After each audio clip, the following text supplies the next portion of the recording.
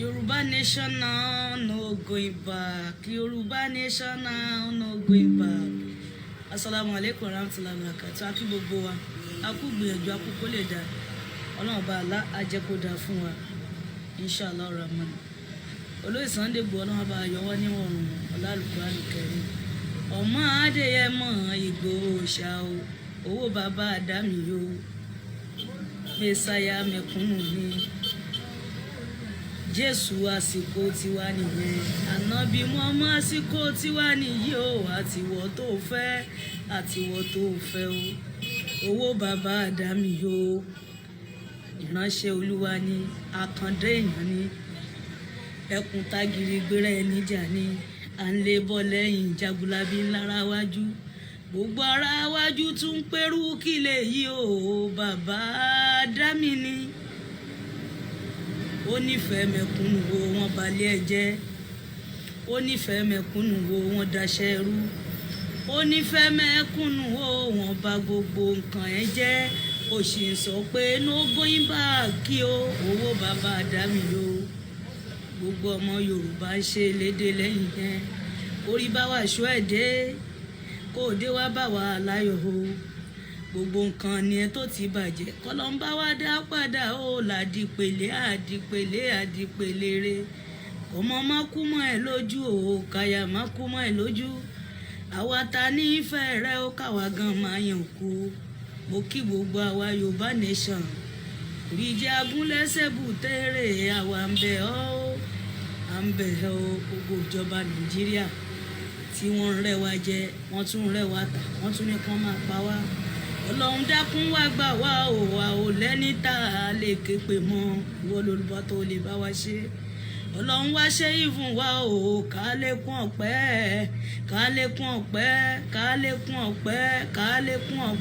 o la hawla wala quwwata illa billahi ẹ bá mi ṣí ẹ káàkiri.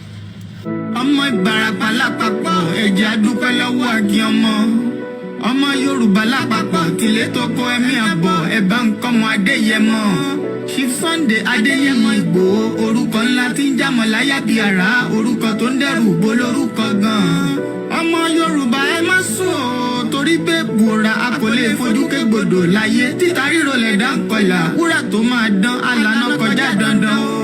Ọ̀wọ́n irin ní má bẹ̀rẹ̀ wọ̀nà ẹ̀dá kan lè ṣì wá lọ́nà mọ́ ẹjẹ́ àfìmọ̀ṣọ̀ kan ká lè débi re ẹjẹ́ àjọ gbárùkù ti Sunday Ìgbòho ṣá ọmọ Ìgbòho mọ̀rẹ́ nílùú Alágbàdo Òde ọmọ atapẹ̀tẹ̀ wọnú omi ọmọ gèdèlè wodò sànyà ìsànyà òrẹ́ràn bàbá yín láàrin ìdí omi kò sí náà ń kán sí yín lẹ́nu ọmọ òkúta mẹ́ta òkè Ìgbòho ìkan ṣe yín ní dábọ̀dàbọ̀ ìkan ní mọ́ rọra ìkan tó kù nígbà tí wọ́n ò mọ̀ Ìgbòho mọ̀rẹ́ kí ló dé Ìgbòho mọ̀rẹ́ sí ọmọ òpópó sanran ìgbàgede Ìgbòho sùn wọn láláìsí bẹ̀rẹ̀ wọ́n ní kó ní bẹ̀rẹ̀ ó máa kó bẹ̀rẹ̀ lọ ẹ̀sìn òní bímọ méjì ní Ìgbòho mọ̀rẹ́ bẹ́sìn bá bímọ méjì ní Ìgbòho àfikàn pọpọ sí amúkan yòókù bọ sànyà àtúmúyà rẹ̀ tí ò lọ́rọ̀ gbọ́ àfiṣẹrù wálé wàrà mòjé ọmọ onílé ọ̀la àwọn àjòjì tó ń ṣe ségesège tọ́láwọn ò ní bomi kó sí mu wọ́n láwọn ò ní bomi sànyà wẹ́sẹ̀ ìgbà tójú kò fi rí ńkọ́ gbogbo wọn náà sáré bomi kó sí mu wọ́n sì bomi sànyà wẹ́sẹ̀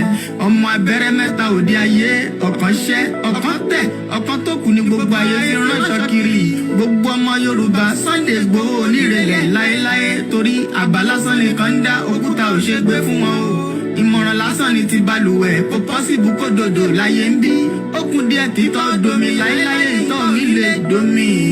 Sunday Igboho arógun má ti dí tó ń jà fẹ́tọ̀ Yorùbá ní tilé tó kó. Ọmọ Ìbàdàn. Kí ló kà? Kí ló wí? Kí ló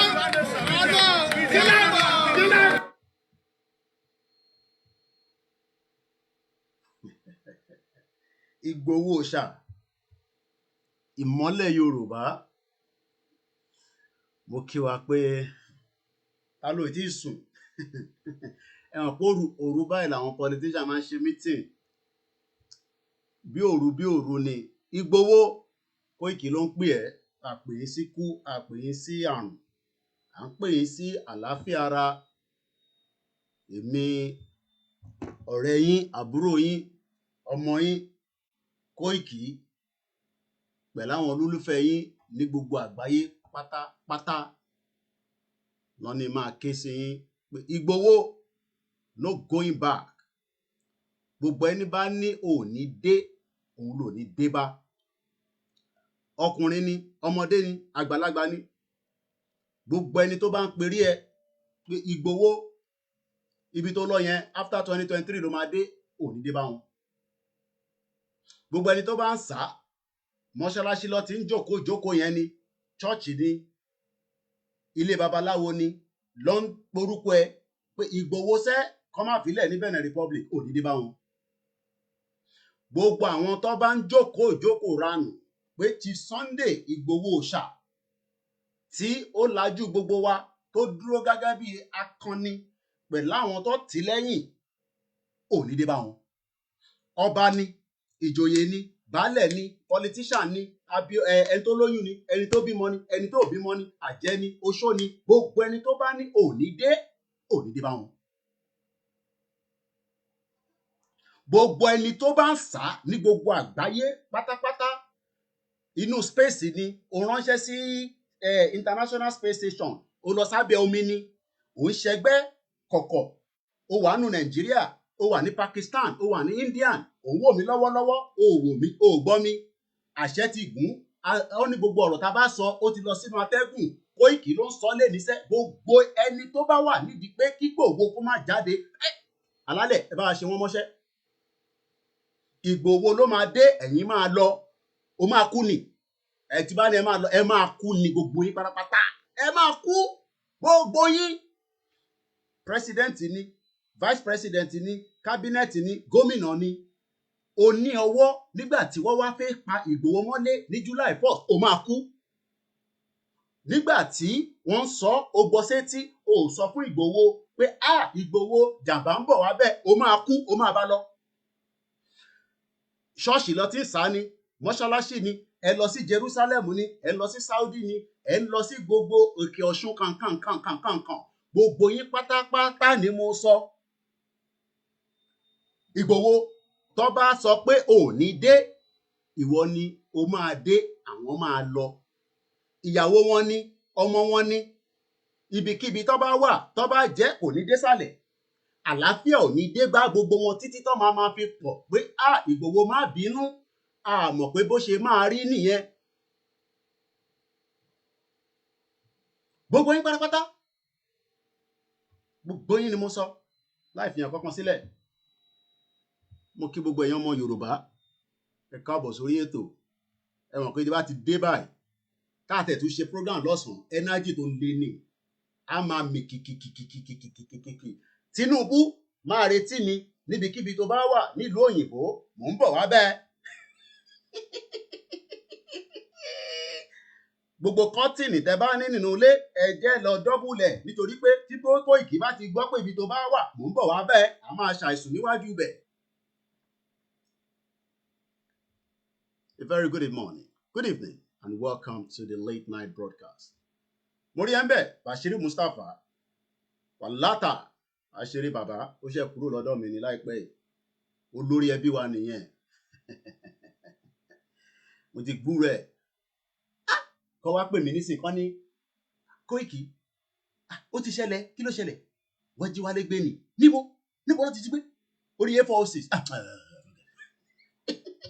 kò jẹ́ ọ̀jẹ́ jí gbé lórí A40 kí wọ́n wá pè mí pé Koiki wálé kí ló ṣe àwọn Fúlàní ni níbo lórí A40 lọ́wọ́ gbọ̀n jáde lọ́yọ̀ AK40 bí a ní Nàìjíríà sórí wọ tó wà ń lé tá à ń pariwo lójoojúmọ́ èmi ò ní gbàdúrà pé kó jí ẹ gbé àmọ́ tó bá ti ṣẹlẹ̀ ó ṣẹlẹ̀ náà nìyẹn. Ṣé mo ti pa yíta ìṣá jọ̀wọ́ bẹ̀ mí lẹ́ẹ̀kan pé kí n pa èmi kan fìlì yìí tìyẹn. ẹ jẹ́ fún ọ ní tó máa fún ọ ní hypertension high blood pressure lélẹ̀ òun ló máa pa yín.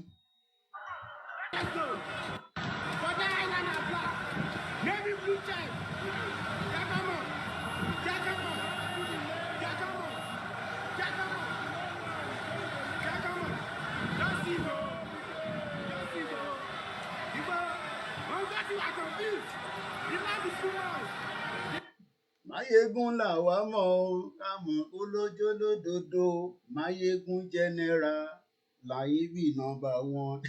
Wọ́n ní màtí Máyégún ọ̀nà dáhùn pé glasses ó jọra wọn àbí Máyégún tèmi gbogbo Glasgow pátápátá ní ìwò tán ní ta fi bá yín fà. Mo kíyà wa Moses Modúpẹ́ Onítìrí Abíọ́lá ẹ kú fẹ́ ẹ kú gbogbo gbà wá. Mo kí ẹ ń bẹ̀ Ìjìnlẹ̀ Marcus èyí tí Marcus ní Turkey YouTube nìkan la sí ẹni tó bá sì ń béèrè pé Koiki ààrí ẹ tó ṣe àwọn dádì wa kan tẹ̀ pè mí wọ́n ní Koiki ààrí ẹ lórí YouTube ṣé kò sí àmọ́ ní ìta gbé dání ò kì í ṣe terrorist kí ní là ń ṣe. Ẹ mọ̀ pé British government wọ́n mọ àwọn tó jẹ́ terrorist nínú ìlú yìí wọ́n mọ àwọn tó jẹ́ terrorist tán operate with impunity náà ni o àwọn ọmọ yẹn lábẹ́lẹ̀ wọ́n kò hás àwọn èèyàn ìtawà ń ṣe nísìn sọ pé káwọn èèyàn lọ pààyàn ní káwọn èèyàn lọ gbé AK-47 intanṣọ náà ló wà lẹ́yìn yìí self determination ó wà nínú article 3 ṣe ń lọ báyìí òkè tí bá lọ báyìí ẹ rí dáadáa. Indigenous people have the right to self-determination. By virtue of that right, they freely determine their political status, freely pursue their economic and social cultural development. Ní tí Koiki sọ nìyẹn. Àwọn ní àwọn kò wà worried pé àwọn ò gbúrò mi. Torí àwọn kan orí YouTube nìkan ló ti ń wò wá. But you can also listen to us on the MixLR. Ní di Facebook, ní di Instagram. Tẹ́ bá ti lọ sórí MixLR. Let me show you. It is very, very easy for you to. And what we do also is it also linked to our website. So let me check the website because while I'm on now, automatically, ẹ jẹ́ kí n fi wọ̀nyí báyìí. Ṣé rí gbogbo ẹ̀yin tí ẹ bá ń follow wa tí ẹ bá mo rí níbẹ̀ bàbá mi Stephen mo fìlà yẹn ti bá ṣe orú yẹn pọ̀ mo rí níbẹ̀ Adékúnlé Adépọ̀ gbogbo yín ni máa kí ẹ lè pè sórí ètò àjọ ń ṣe lálálẹ́ ni tẹ́ mọ̀ pé tó bá ti dalẹ́ báyìí open line ni ẹ lè pè direct ẹ lè interject gbogbo àjọ lè tó ní a lè wà níbẹ̀ títí dago 5 gbogbo ẹ̀yin politician tẹ́ bá ń ṣe ìpàdé ìkọ̀kọ̀ pé kí Yorùbá tún lọ nínú ẹrú ẹ máa bá lọ àwọn alálẹ̀ á máa yọ sí yín so gbogbo ẹ̀yin tí ẹ bá wà worried pé Koiki ò sí lórí YouTube for whatever reason ẹ kàn máa lọ sórí website wa www.koikimedia.com ẹni tó bá mọ social media handles wa that means pé follow platform yìí láti 3 years nìyẹn that means pé kò ń sórí YouTube nìkan ni mo wà ní bí ṣe ń bá yín sọ̀rọ̀ báyìí nísìn àwọn èèyàn ti join wa mo rí ń bẹ̀ Prince gbogbo mo jọwọ́ sókè báyìí mo kí gbogbo yín mo kí àwọn tajọ lọ sábẹ́kúta grammar school gbogbo àwọn tó jẹjẹ sẹ́ẹ̀tì mi ní láti máa bínú ìtàǹfà yìí in tó dáa fún gbogbo wa ni ẹ lo initiative mo mọ àwọn tó mọ̀ pé tó yẹ pé tó bá bá wa kọ lẹ́tà báyìí á débi tó yẹ kó dé but wọ́n wò pé Nàìjíríà máa work I'm sure pé yìí náà iná àwọn sẹ́ẹ̀tì bẹ́ẹ̀ tẹ́jọ́ lọ sí school èmi consult wọn ẹ sọ fún wọn pé Koiki o mọ̀ pé lómi account fake ló fi ń wò mí torí mo ti kúrò ní group yẹn láti bí ọdún 3 nísìn and I'm not regretting it gbogbo ẹnu ni mo fi sọ èyí tí mo gbé dání táàbùrú mi bá náà wọ́n ṣe problem tiẹ̀ nìyẹn tẹ́gbọ́n mi bá náà wọ́n ṣe ẹ rò pé mo láwọn tó jẹ́ step brother tó ń ṣe APC ni wọ́n wò mí wọ́n bọ ọmọ wọn ní láti dárúkọ wọn ni but ìta gbé dání a máa ta tán bí ayò ni àní constitution ẹ̀ fraud ni so if you are not on a YouTube, Facebook, anytime tí ẹ bá ti fẹ́ check pé ṣé Koiki wà on, in tó máa kọ́kọ́ indicate ni pé tẹ bá lọ sórí website wa ṣẹ́rí nísìn, the MixLR is actually on. Ṣẹ́rí pé ó ti show pé late night broadcast òun lẹ́ ń wò yìí. Tẹ bá ti lọ sórí website wa, right, ẹ wá scroll wá sísàlẹ̀, maybe I might move it up. This is 377 days. Yoruba Nation now, no election in Nigeria. A máa fi legal means, a máa fi báyìí fà á. Bá a tẹ̀ fi AK-47 àti AK-49 fi báyìí jà. Gbogbo legal means pátá la máa lò. Ẹ̀yin tẹ́ bá dẹ̀ fi support ìrànlọ́wọ́ platform wa, kò ń ṣe fún Yorùbá ni, ẹ gbọ́ mi dáadáa o. Àgbọ́yé ó wà níbẹ̀. Ẹ bá ti click donate, ẹ lè support wa. Ẹni tó bá fẹ́ fún wa ní náírà, ẹ fún wa. Àwọn ọmọ tó wà nílé iṣẹ́ ńlá ló ń ṣe, kódà tẹ̀ fi rán wọn iṣẹ́ lọ́la nísìn. So we need naira all the time to support the mission at home. Gbogbo yín náà lè mọ account details yẹn. So then tẹ́ bá wá síbí báyìí, tó bá jẹ́ pé YouTube yẹn wà on, ó máa indicate pé mo wà live lórí YouTube níbí báyìí. But tẹ́ bá wá sísàlẹ̀ díẹ̀ sí, right, èyí tí Baba Akintoye ṣe leléyìí, tẹ́ bá wá sísàlẹ̀ díẹ̀ sí, ẹ rí gbogbo website kíní Yoruba Nation Anthem. Then the next one, it shows automatically that we are live on MixLR. Ẹ kàn máa click lé lórí ni láti inú yàrá yín bẹ́ẹ̀, ẹ kàn máa gbọ́ mi. Ó wà very very easy and straightforward.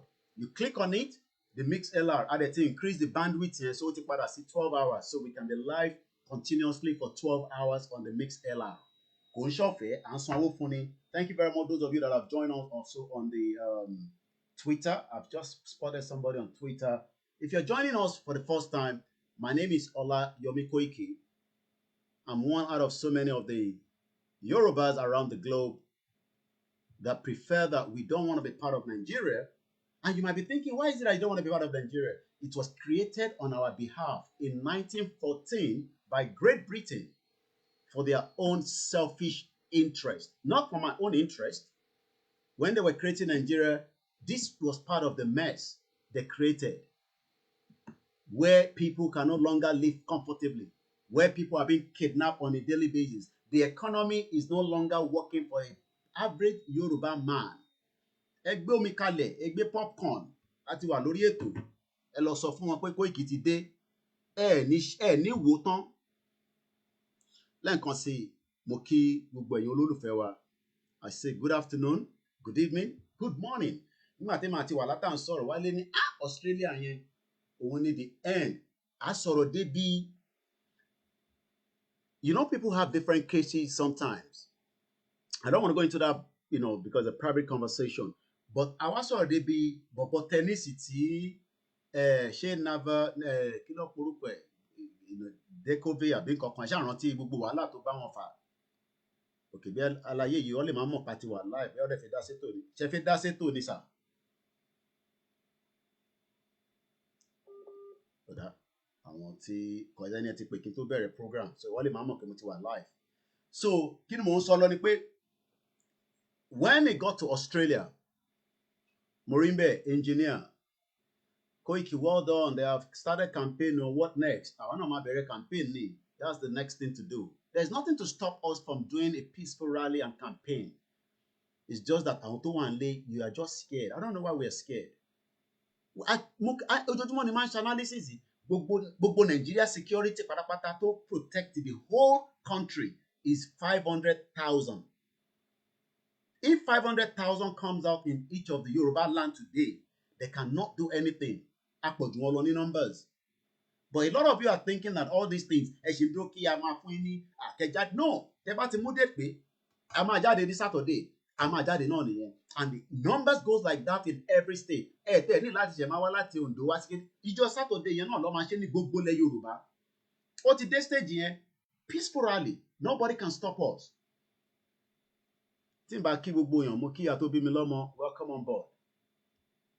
Mo kí gbogbo yín, all hail the Biafra. I'm going to speak our language. If you are very comfortable, you sit down. English will come in between, broken English. But the focus point is, we are telling the world that we want a total freedom out of Nigeria.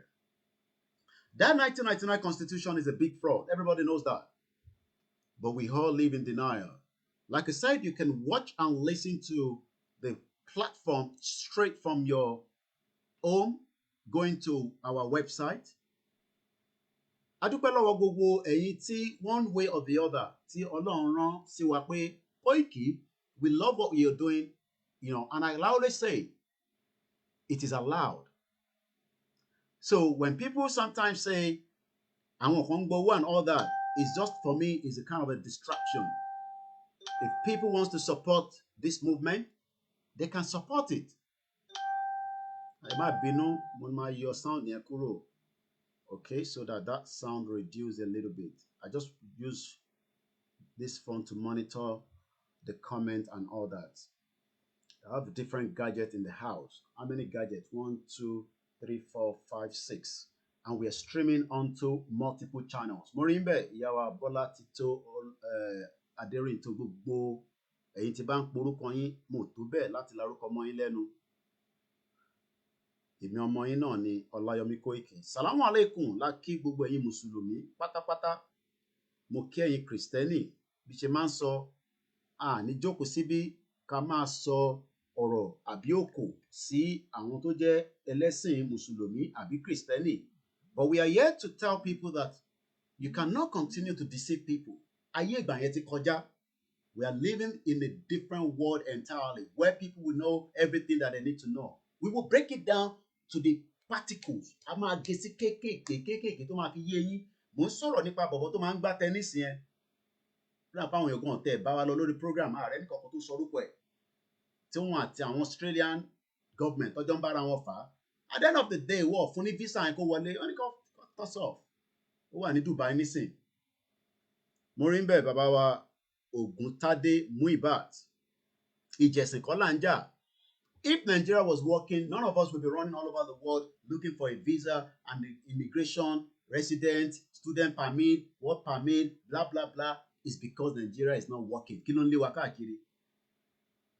Nova Dejokovi, I hope I pronounced it very well. No, I'm sure that's it. Yeah, thank you very much. Our job is to create awareness. I'm not going to sit here and tell you we need AK-47, AK-49, but ọlọ́gbọ́n ló lè yé. People know where this will lead to. How long is what we don't know? How far is what we don't know? But they might wà látà ń sọ̀rọ̀. What they can, people can deceive themselves pé kíní yóò ní débi tó yẹ kó dé. But the beauty about it is àwọn èèyàn ń gbọ́n nǹkan tá à ń sọ continuously. So àwọn kan wọ́n prepare mind wọn pé just in case tó bá ṣẹlẹ̀ ó ṣẹlẹ̀ náà ni àtayé láti bá ẹ má jẹ́ káwọn platform kan máa sọ fún yín pé àwọn kan fẹ́ dá wàhálà sílẹ̀ ó fẹ́ dọ́gun sílẹ̀. And live in a territory where your country, as I speak to you today, you are number 3 in the whole world where there's more terrorists in the whole world. Nigeria is number 3. On top of it is Iraq. Next to it, number 1 is Afghanistan.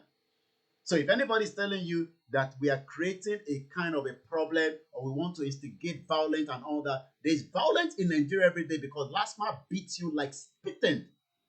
Tẹ́ bá lọ wo àwọn videos kankan tí àwọn LASTMA, police, you know, Nigerian army, Nigerian guguru defense, gbogbo wọn pátápátá àti àwọn ọmọ ọ̀tá, àwọn agbèrò, the way they disrespect you as a Nigerian, you will understand that Nigeria is already having a lot of violence. Inú ẹ̀, pedophile, inú ẹ̀, the children are being abused on a daily basis. Go to, you know, all these motor park, you will see children selling, you know, that is violence against humanity. Money. Ẹ̀yin feel pé torí àwọn àjọkọ̀ sí bíbá à ń sọ pé Nàìjíríà ò dáa, and then you are thinking that we are the one trying to throw the bombshell into Nigeria. Nigeria has been sitting on the keg of gunpowder, according to our brother, our father, our uncle, Comrade Victor Taiwo. He has been on this journey before us, but because the media in Nigeria were so biased, they could not allow him to pass the message on. I don't need Lai Mohammed now to come live. I'm live now. People are watching from all over the world. That is more than enough to communicate the message. We are not fighting a religious fight. Èmi àti Christian ò bára wa jà náà. Èmi àti Muslim ò bára wa jà. Èmi àtàwọn oníṣẹ̀ṣe à bára wa jà. A dúpẹ́ lọ́wọ́ àwọn tí wọ́n dìde tó issue communicate jáde pé Yorùbá sọ fún ìjọba ní àtẹnu Mùsùlùmí, Kristẹni àtàwọn oníṣẹ̀ṣe ẹ̀sìn àbáláyé àti ṣe káwọn òyìnbó tó dé, àwọn òyìnbó ló manipulated.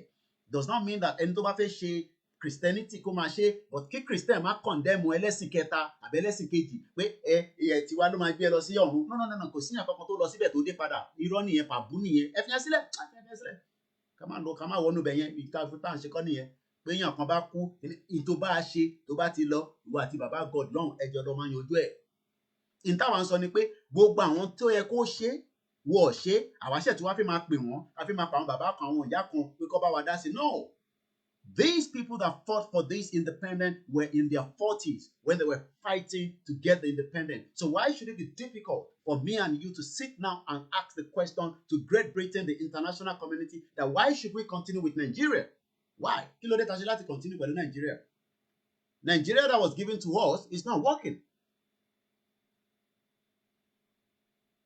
Once again, I welcome you all on board.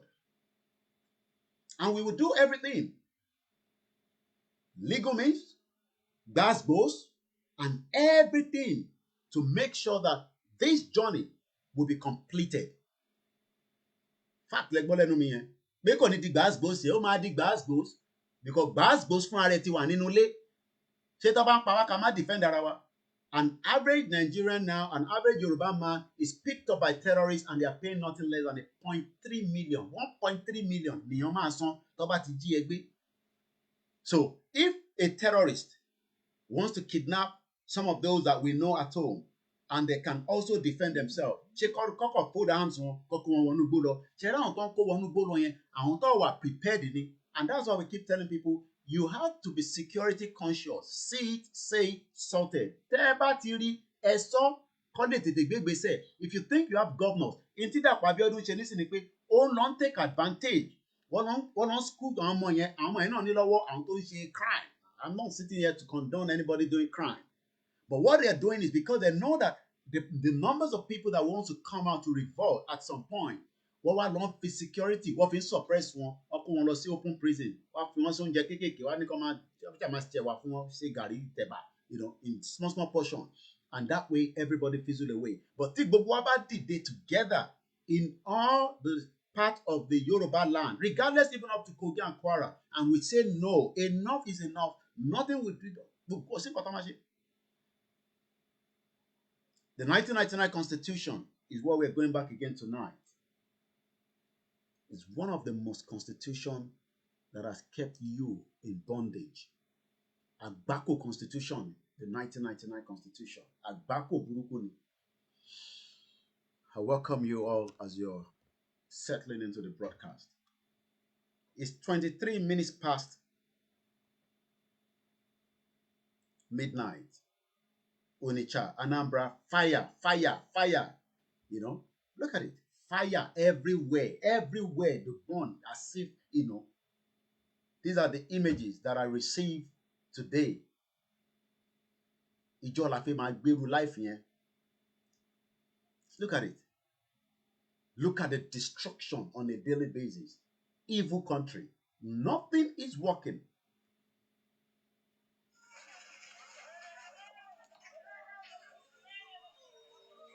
Ṣé fire truck náà tún wọnú kinní ni àbí báwo lè ṣe wọnú bíbá yìí? Ṣé wàhálà wà nílùú yìí o? Wàhálà no dey finish inside Nigeria.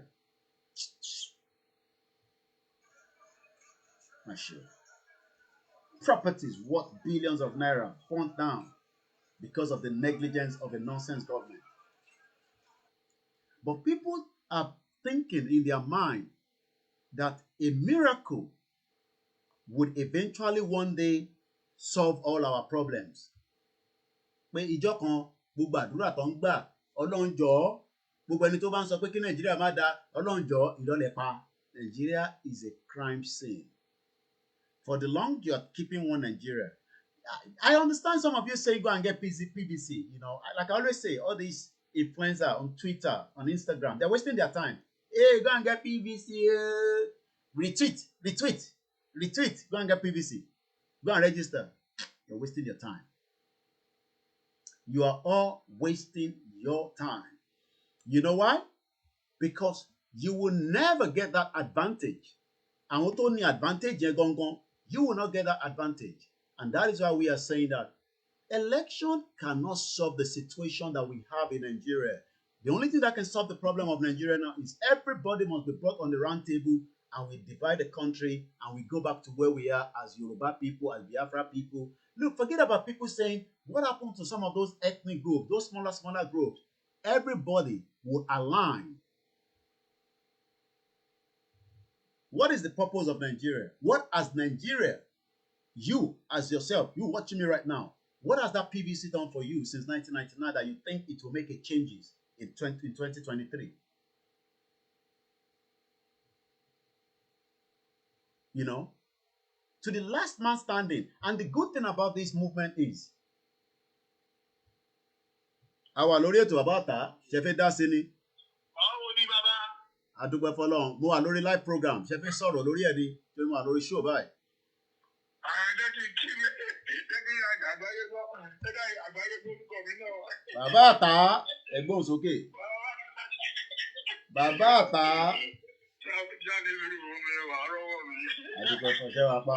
Jẹ́ kí sọ̀rọ̀. Wọ́n gbọ́ yín. Kí ni program jẹ́ ṣe lọ́wọ́? Well, lórí pé Yorùbá máa dá dúró náà láwà lẹ́nu ẹ̀, a ṣe bẹ̀rẹ̀ ni ẹ̀gbọ́n sókè, wọ́n gbọ́ yín. Lágbára Ọlọ́run, Yorùbá máa dá dúró. Lágbára Ọlọ́run.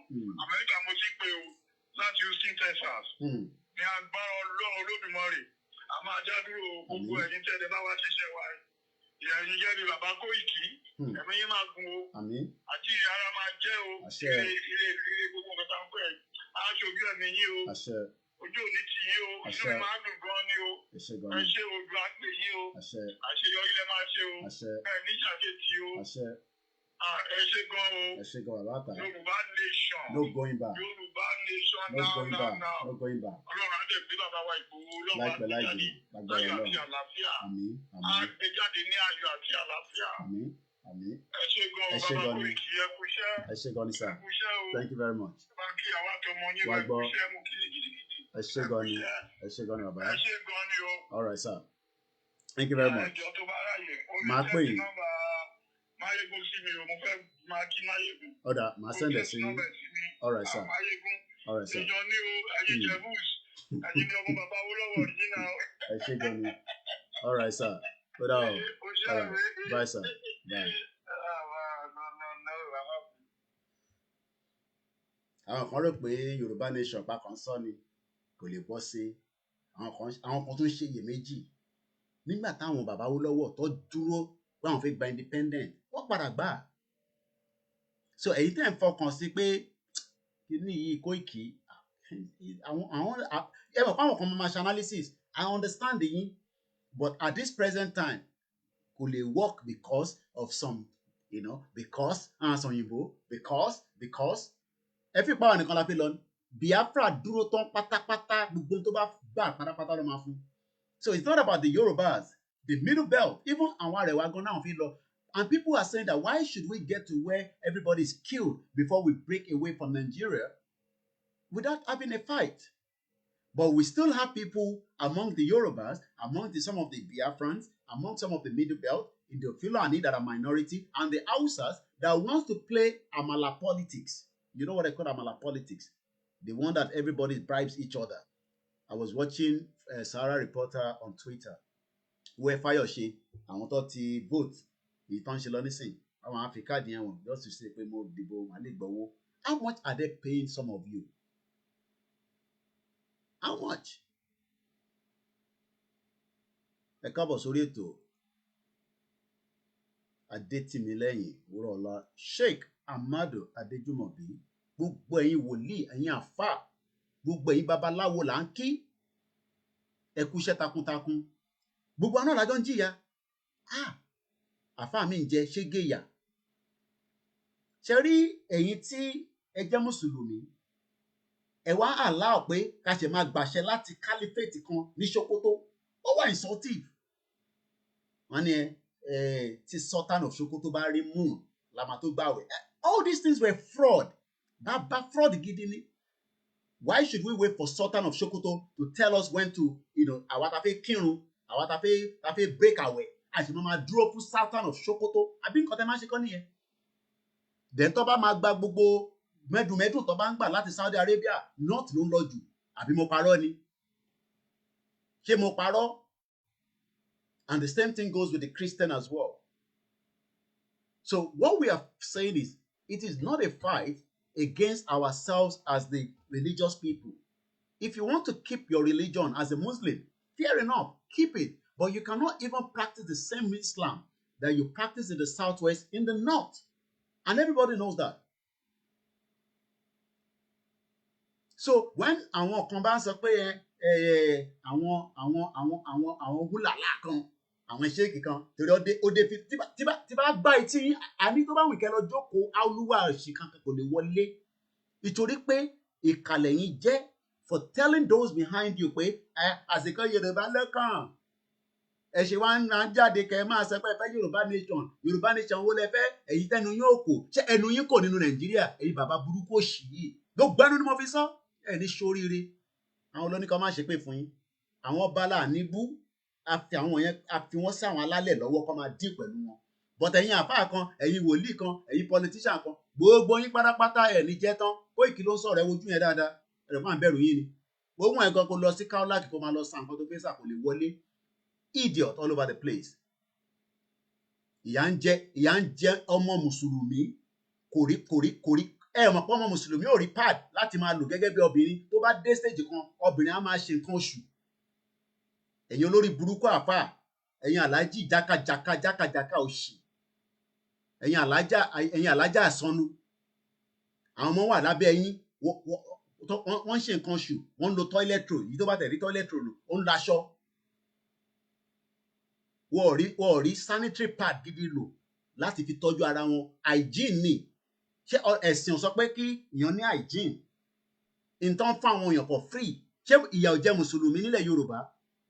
Ìyà ò jẹ Mùsùlùmí tó jẹ́ Kristẹni? Ìyà ò jẹ? Parọ́ fáwọn èèyàn. Ẹ máa fi ẹ̀sìn ẹ fi ń parọ́ fáwọn èèyàn. A ní kí Yorùbá dá dúró. Ẹ sọ pé ẹ má bá wọn tó ń pariwo Yorùbá nation yẹn o. Ẹ má bá wọn ṣe kankan. Ṣé ìyà ò jẹ Mùsùlùmí? Àìmọye Mùsùlùmí tó ríṣẹ́ nísìn bá ṣe ń sọ̀rọ̀ báyìí nísìn. Wọ́n sùn wọ́n jí ni. Láàrin méjì náà lọ́tún máa kunra wọn mọ́nu ilé. Ìyàn kan sọ pé òun agree pẹ̀lú mi. Ṣé mo parọ́ ni? Ṣé ìyà ò jẹ Muslim ní Nàìjíríà? Tẹ́ ń sọ pé kí Yorùbá má dá dúró. Tá bá dá dúró, ó ní kan tó ń pè ní database. Òun ní ti tèmi yàtọ̀ sí ti wàlátà yàtọ̀ sí tèmi. Olúkálukú ló ní tiẹ̀ lọ́wọ́. Driver license mi nìyẹn. Wálé ní tiẹ̀ mi ní tèmi. Bọ́lọ́pàá bá mú Wálé nísìn. Data Wálé tó bá ti gba sórí system, wọ́n máa ń pè wàlátà ni. Tó bá lo ti Koiki, ó ti rófin ìlú yìí. Bá ṣe jẹ́ cousin tó, mo ò lè lo details Wálé bá ṣe jẹ́ cousin tó yẹn. Tí bá ti lò mo ti rófin nìyẹn. In tó ń pè ní pé kán ní information. Ṣé gbogbo ẹ̀yin Mùsùlùmí yẹn nísìn? Ǹjẹ́ mọ gbogbo àwọn wèrè tó wà láàrin yín? Àwọn terrorist tẹjọ́ ń gbé tẹjọ́ ń sùn. Ṣé Mùsùlùmí ò sí lára àwọn tó ń káàkiri? Ẹ wò. Ṣé Mùsùlùmí ò sí níbẹ̀ ní Kòròdú? Ṣé Kìrìsìtẹ́nì ò sí lára wọn? Ìkòròdú palliative wicked politician. Wicked. Mùsùlùmí wà lára àwọn tó lọ bọ́ọ̀sì ibẹ̀ yẹn. Kìrìsìtẹ́nì wà níbẹ̀. Àwọn oníṣẹ̀ṣe wà níbẹ̀. This is Ìkòròdú palliative. SOB South. Tẹ bá lọ bèrè SOB tó ń sọ ẹ nísìn, ó lè jẹ́ Muslim ni, ó lè jẹ́ Christian ni, ó lè jẹ́ oníṣẹ̀ṣe ni, evil people all over the place. Ẹ ní wo tán níta máa bá yín fà. Àwa máa làwọn èèyàn lójú, ọdún adẹ́jẹ́ kọ́ tètè gbọ́, torí àwọn tó wà nílé Zazu ló ń jó, bí àṣà wà látà, Portable, Zazu. Èmi àwọn ọ̀wà against gbogbo kìíní ẹ̀ is part of entertainment. Tó bá bí ẹ̀dá ìwọ lọ play Zazu ní North. Lọ́jọ́ Zazu, ṣe rí pọ̀pọ̀ ọmọ Zazu yẹn, bó ṣe múra yẹn. Tó bá bí dá kó lọ ṣe show ní North bẹ́ẹ̀, ó máa gé orí ẹ̀ ni. Ẹ sọ fún pé Koiki bọ̀bọ̀ kan wà ó sọ pé tó bá bí dá kó gba concert, kó lọ ṣe concert Zazu bó ṣe ń wọ ṣòkòtò pẹlẹbẹ yẹn bíi kinní yẹn, kó lọ ṣe ní North. Kí ẹ̀yin ọmọ Yorùbá tẹ wà níbẹ̀ kẹ wá jáde kẹ lọ jó Zazu, àwọn Haúsá yẹn wá gé orí yín ni. Ibẹ̀ náà máa pa gbogbo yín sí. Ṣerú life tẹ fẹ́ máa gbé nìyẹn. Ẹni tó bá fẹ́ ṣe Zazu kó ṣe Zazu. Ẹni tó bá fẹ́ ṣe Zazu kó ṣe, ẹni tó bá fẹ́ wé láwàní kó lé láwàní. Ẹni tó bá kódà ní Saudi Arabia wọ́n bá wọn fà á délẹ̀ pé sẹ́ obìnrin máa drive. Obìnrin tí ń drive nísìn, I believe that information is right. Tó wá dẹ̀ incorrect ẹ correct me. Àwọn obìnrin wọ́n bá wọn fà á ní Saudi Arabia. Ṣé àwọn tó wà ní Saudi Arabia wọ́n kì í lọ sí school? Idiot. Ìjẹ̀sìn kan là ń jà. ṣe má jẹ́ kọ́kọ́ convince yín pé àwọn tó ń jàjẹ̀ sí àwọn tó bínú sí àwọn tó fẹ́ gbéṣẹ̀ ṣe wá.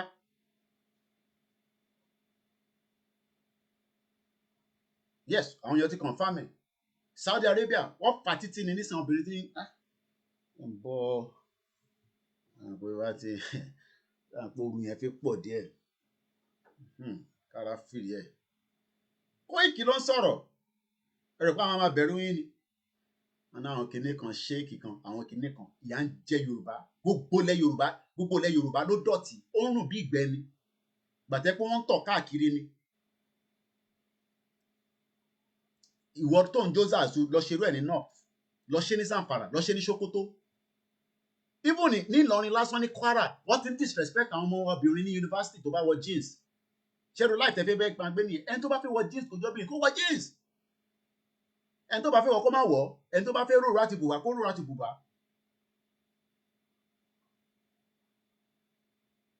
Àníyà ń jẹ Kristẹni àwọn pásítọ̀ dákẹ́ wọ́n sọ̀rọ̀ ṣé gbogbo pásítọ̀ lè bọ́ gbogbo ọmọ Yorùbá ni tẹ́ bá tẹ̀ ń bọ́ àwọn ọmọ ìjọ yín ǹjẹ́ lè bọ́ gbogbo ọmọ Yorùbá ni ṣé lè bọ́ gbogbo ọmọ Yorùbá no ẹ lè bọ́ gbogbo ọmọ Yorùbá náà so why are we telling lies to people kí ló dé tá à ń parọ́ fún wọn lórí pé ká gba òmìnira ká dá dúró ṣé election lẹ́ ń ṣe yẹn Àwítọ́ndélé Mọ̀mọ́dù náà fẹ́ jẹ president ó dẹ̀ sọ fún wa pé selection ni so ṣé wọ́n máa select ẹni but people because they see these people as big man big man wey people dey inside poverty all over the place gbogbo kákọ́sì yẹn pátápátá and tá bá béèrè pé ta ló ẹni tó lówó nísìnyí wọ́n ní wọ́n ṣe oil and gas gáàsì tó ń ṣe tí kò wọnú yàrá ẹ̀ inú ilé mi nísìnyí gáàsì wọnú bẹ̀ ní kitchen ló wà behind me tí bá débẹ̀ nísìnyí bá ti tàn kò ń ṣọ̀fẹ́ people are I don't even know I don't pay understand poverty tó wà nílé gbogbo yín ẹ máa jáde ṣẹ́rí ìtẹ̀sí sẹ́pẹ́ yẹn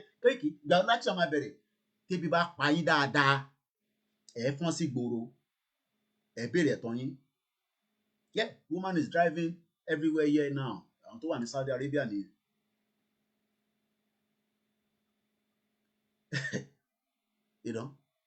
àwa jókòó a máa jókòó àdúrà èmi ò lè jókòó mo lè rán bàkí sọ́kọ́ àdúrà ò nígbà I'll be so stupid and ignorant to be talking like that but ìwọ̀nba ni kékèké kúrúrú kájáde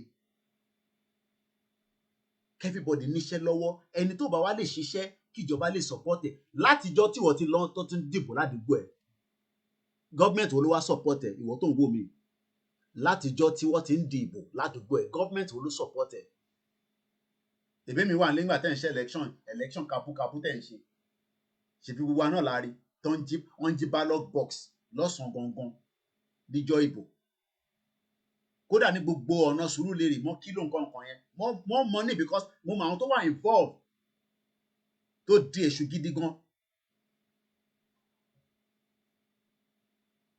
nísìn wọn ti fira wọn rúbọ nísìn wọn máa pa family wọn máa pa ìyàwó wọn máa pa ọmọ wọn just because of election àwọn kíá àwọn tó ń ṣètùtù fún àti wọn pé tó bá fi pé ó máa bá lọ ní wọn fẹ́ ìyàwó mi ẹ̀mọ́ obìnrin tó pọ̀ òun á bímọ mi ẹ wá gbàgbé pé ẹ rántí kí lorúkọ woman yẹn ẹ̀san kò gbóògùn ẹ̀san akéwo bá rántí title ẹ̀ kí n play orin yẹn nísìnyí báyìí tó mọ̀ ẹ́ fi sínú comment máa pick it up ẹ̀san kò gbóògùn ẹ̀san ẹ̀yin ti gbàgbé ẹ ti gbàgbé pé báwa máa dìde ẹ ti gbàgbé pé gbogbo àwọn tá à ń sọ̀rọ̀ máa dìde lásìkò kan ẹ̀ ń commit evil lójoojúmọ́ evil on people ẹ̀ ń commit evil ẹ̀ ń ṣe ẹ̀ ń mú jẹ àwọn ni bàbá àlàyé tẹ̀mí mọ́lẹ̀ kí n kọjá ẹ̀ ń ṣe evil ẹ wá gbàgbé pé ìjọ kan máa dé àsìkò kan máa dé ìgbà kan máa dé ìgbà kan la wà yìí ìgbà kan là ń lò lọ yìí ìgbà tá à ń lò lọ yìí ó yàtọ̀ sígbà bàbá wó lọ́wọ́ o ìgbà tá à ń lò lọ yìí ó yàtọ̀ sígbà àtijọ́ náà lọ́hùn ìgbà kan là ń lò yìí and we will change the direction of that country back to who we want to be as Yoruba people not the Nigeria that is deceiving Nigerians ẹ̀fọ́n ní Tinubu wọn fi wá ṣe business meeting tí ẹ̀kọ́ la bá wá tó bá wọn kó ṣe but ibi tó bá wà àfi kí n má gbọ́ tí o ti bá gbọ́ màá yọjú síbẹ̀ fact nìyẹn gbogbo ibi tó ti fẹ́ ṣe meeting nìyẹn ẹ má lo ibi tẹ́ lò tẹ́lẹ̀ ìjọ yẹn mọ́ ọ ẹ sọ fún Tinubu pé kó má lo bẹ́ẹ̀ mọ́ àbí kí má gbọ́ gbogbo ẹni tẹ́ bá dẹ̀ ní information lọ́wọ́ inbox mi WhatsApp number mi òun lẹ́ ń rí lókè yẹn 447594050979 hospital tó bá wà ẹ jẹ́ kí n mọ̀ ilé tó bá ń gbé ẹ jẹ́ kí n mọ̀ wọ́n ló ní oríṣiríṣi ilé ká lọ sọ fún pé kí ló ń ṣe ní bíbá Nàìjíríà rẹ kó wà náà tó bá yẹ pé wọ́n ṣe dáadáa ni.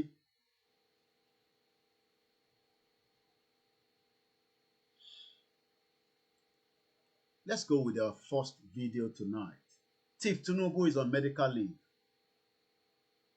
Let's go with this first video.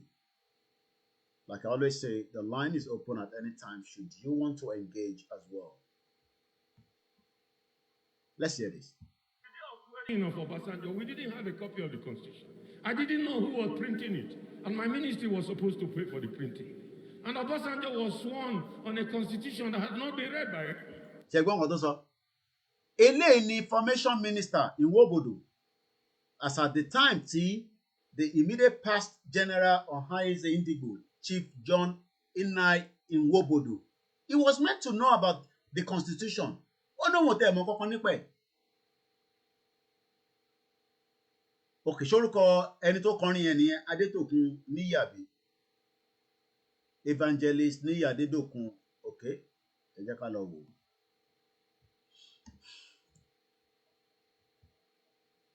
Evangelist Níyì. Okay, lẹ́sẹ̀kẹsẹ̀ ṣé màá ti kíní jọ ń bára wa sọ̀rọ̀ ni. His title Mr. Okay, mo ti rí title yẹn. Ṣé kíní ti ń di voice recognition ni àbí okay bí a torí pé ẹ ti comment lórí ọmọ àlè ní IP address nítorí pé wọ́n ti kọ́ síbẹ̀ yẹn Mr. Àwàyè mímọ́ àwáyé má lọ okay àwáyé má Yorùbá mi yìí gẹ́tà sí gbèsà èwo lélẹ̀ tuntun gbé jáde yìí o ìlú wo lélẹ̀ yìí o bọ́lá tún já sí yìí o okay jẹ́ ìyẹn evangelist yẹn kúrò náà. Ṣóun lélẹ̀ ni àwáyé má lọ ìbọ̀lá tún já sí ìtorí Ọlọ́run òun náà lélẹ̀ ókè ọkùnrin tẹ̀ ló kọ́ṣá kí ló ń ṣe àwáyé má lọ là ń wà ókè òun lélẹ̀ ni àwáyé má lọ ilé máa ṣe advert ẹ̀ nísìn okay let's skip this.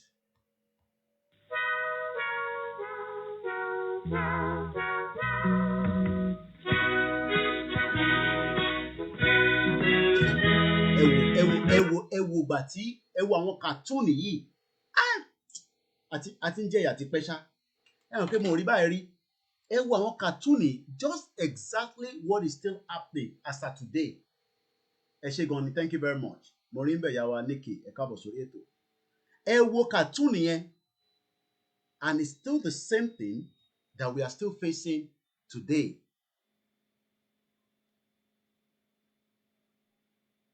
Ẹ wo àwọn cartoon yẹn it's still the same thing that Nigerians are still facing in 2022. Ẹ jẹ́ ká gbọ́ díẹ̀ sí. We do not own the copyright, but we respect the owner of these, Evangelist Níyì Adédòkun.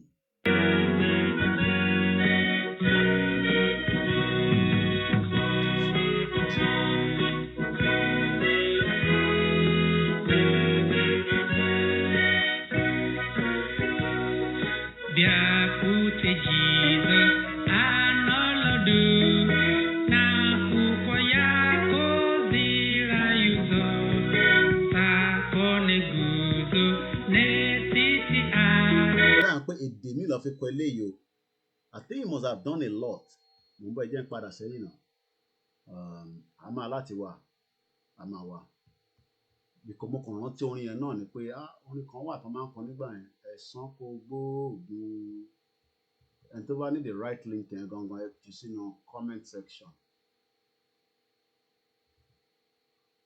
mo kàn rántí orin yẹn náà ni. Alright, let's take this one out. Àwáyé má lọ. That means pé wọ́n ní tó ṣe púpọ̀ nìyẹn. Má sinmi láyé. Okay, má sinmi láyé lélẹ̀. Ẹ̀san kò gbóògùn yẹn ni mo fẹ́ jàre. ẹ̀sọ́ kò gbóògùn lè bá àmọ́ èdè tó ń kọ. With GoDaddy website. GoDaddy máa advert ti pọ̀ jù. Ẹja gbélé náà kí n wọ̀.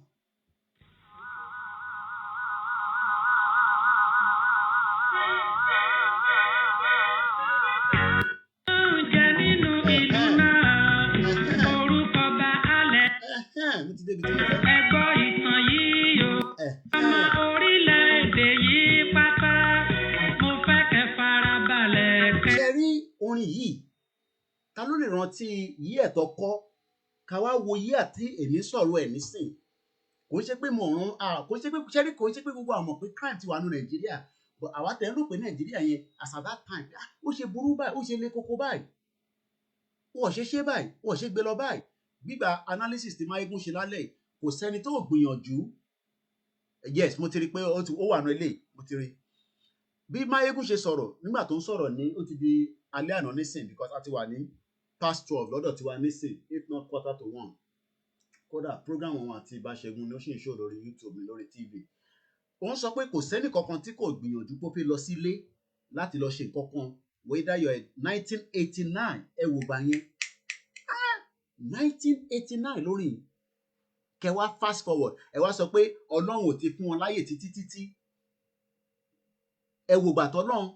Kelechi Ahmed, welcome, all hail our Biafra brothers and sisters. This song 1989 and look at how relevant it is. Even the crime in 1989 is not up to the crime happening now. Let's work out 1989. How many years ago was that? Ẹ jẹ́ ká ṣe subtraction. Èmi ọmọ máa so calculator ni máa lò. 2022 minus 1989.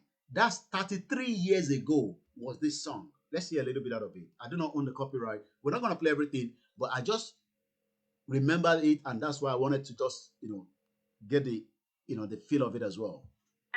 Nínú apá èkínní àwáyé máa lọ, mo sọ̀rọ̀ wípé apá kejì á jáde.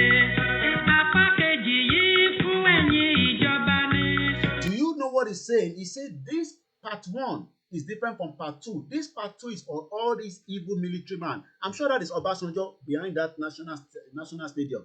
That guy looks like Obasanjo. The one below is Babangida. Where is Babangida now? Babangida is sitting on a wheelchair. Where is Buhari? Buhari is dementia.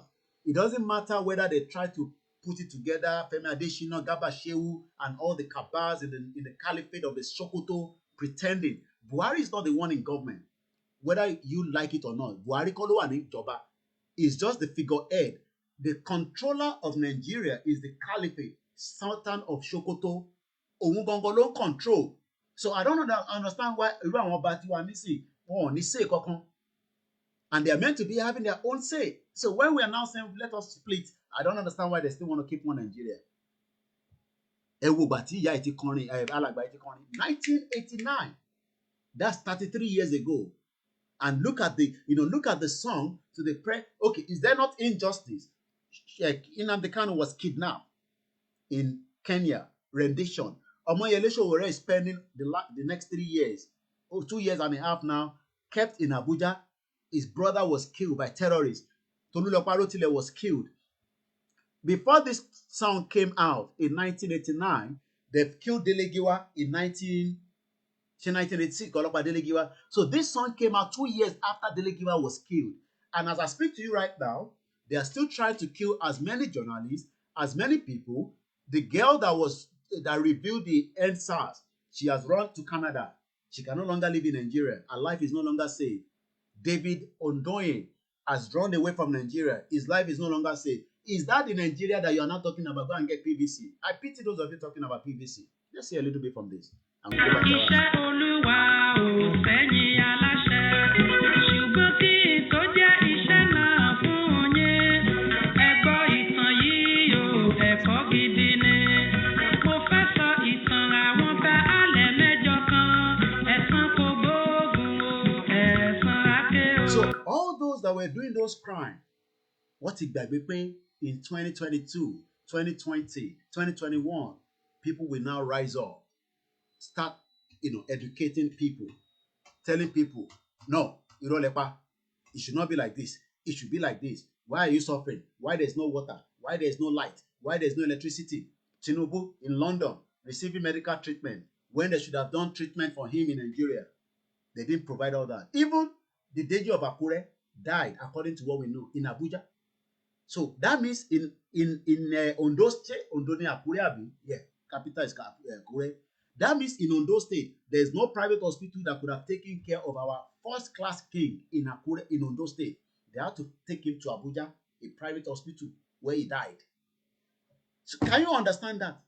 So if the king cannot even have access to a private hospital in Ondo State, they have to take him on a plane to Abuja, where he eventually died. But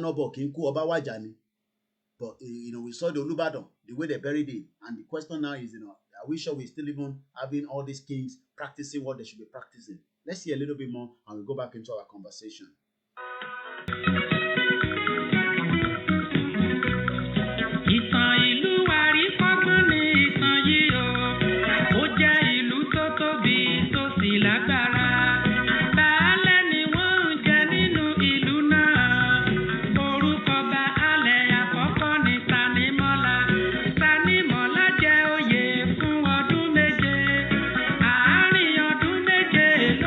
What they did not understand is they thought 1989 was going to be a long time.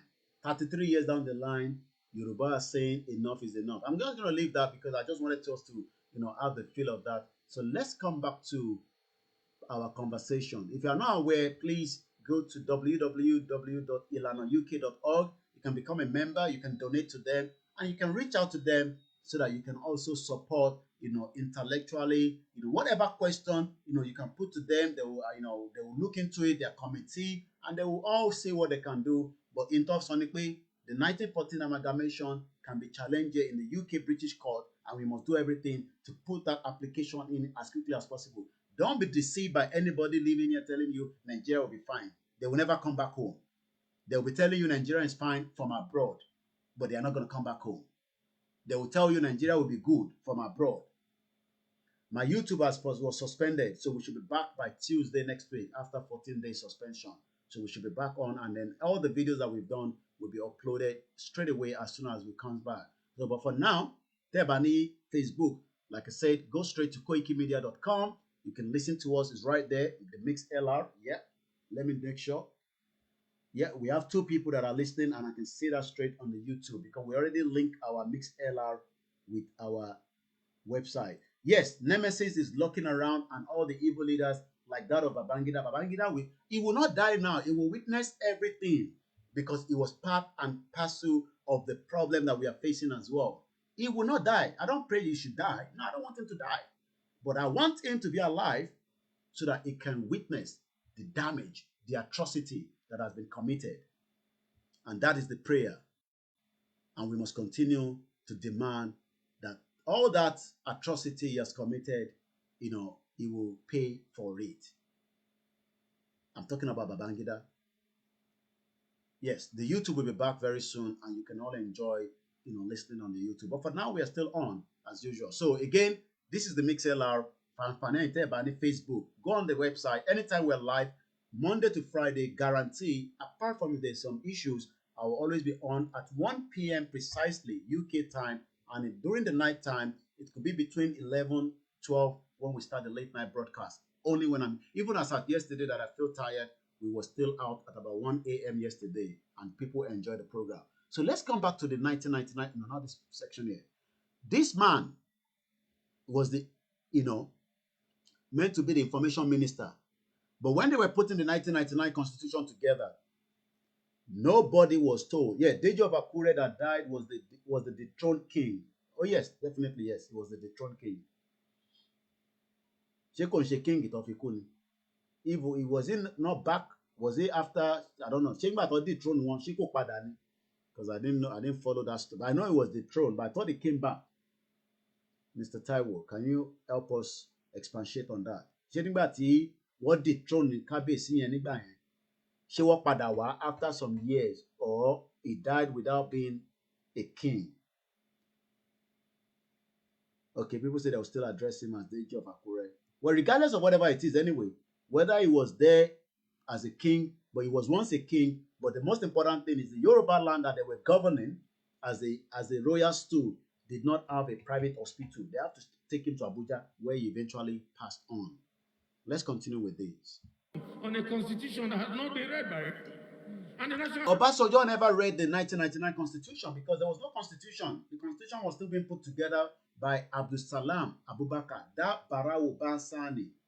Okay, he didn't come back. Eshegoni for that clarification. So that means we still have somebody that is on that stool as I speak right now, right? So somebody is currently the Deji of Akure. So that one that died is the one that was dethroned. So, okay, all right, that's fine. But at least, in terms of whether present or past, there is no private hospital. So even if the one that is there now, Toba sick, or might be on Abuja, or Kawasi, Germany, or London, or Colos America, but they will not go to see Indian, because Indian is not good for them. But Indian is good for average Nigerians. Every Nigerian wants to go to India for operation. When we have Yoruba doctors, Igbo doctors, I don't know about Hausa doctors, but at least I know that we have those around all over the place. Assembly could not be constituted until 4 days after his swearing in because there was no clean copy of the constitution. There was no copy of the 1999 constitution when Obasanjo, that Baba Owu, the people say, hey, hello, Obasanjo, kó bá yín bẹ̀ Talon. Obasanjo ló wà níbẹ̀ o, Obasanjo sí níbẹ̀ o. It doesn't matter. I pray for his long life, another 40 years on top of his age. I'm talking about Obasanjo. I pray for long life for Obasanjo, so I've added another 40 years on top of his age. But I can guarantee that in another 10 years from now, he'll probably go into his 90s. He will probably not be able to even travel as much as he was doing now. I'm a spoon feed any. Because it will be so weak. It doesn't matter how strong you are. By the time your age starts getting to a certain age, that age start reducing. You know, even if he wants to travel around, they'll be telling him, no, Baba, we will telling you, no, you can't do it. You can't be traveling all over the place anymore. You know, long flight. You know, even if he wants to go from Ghana to Nigeria, it's still a long flight. Even if they have to take a helicopter from his, Ota, his hometown. Once a king with no harm as a king, Obasanjo, 40 years on his age, but when he was coming in 1999, it was all fraud. Bam, take it. Now people are thinking, go on Twitter, you see all those young people, hey, go and get your PVC, go and get your PVC. What PVC? You think PVC will solve the problem in Nigeria? PVC cannot solve the problem in Nigeria. Nigeria is now on a stage where people are demanding their rights. Okay, I think we missed a call. It might be it's just now my WhatsApp. Sometimes I've refreshed it. I guess there was a caller from, I think that's UAE. So I try to pay on if it goes through. Let's hear more of this. You cannot build on quicksand, and country cannot live on falsehood. Country cannot live on falsehood. That is what Nigeria is currently living on. Everybody is living in denial. Everybody they tell lies to each other. Nigeria is going to work for where? Who tell you that Nigeria is going to work? If you like, go and build empire in Nigeria. One day that empire will collapse on top of you, and you'll be wondering what happened. Is a country that does not have the procedure to be a country in the first place. So if you want to do any project in Nigeria, if you want to be somebody in Nigeria, that's why somebody like Dele Momodu is connecting himself. I want to be president of what country? President of what country that Saraki wants to become? It's just for them to continue to be relevant in the society. That is all they are doing. They know that Dele Momodu knows that who's going to give him the ticket in the first place anyway. Because he told us himself. I would look for that video. I'll have to download it because it's somewhere on the on his page, and it's also on the Arise TV. But I have to bring it out, and I might start reminding you to remember that he told us in his mouth that Nigeria presidency is selection. So is he telling us now that they're going to select him? Is that what Dele Momodu is telling you?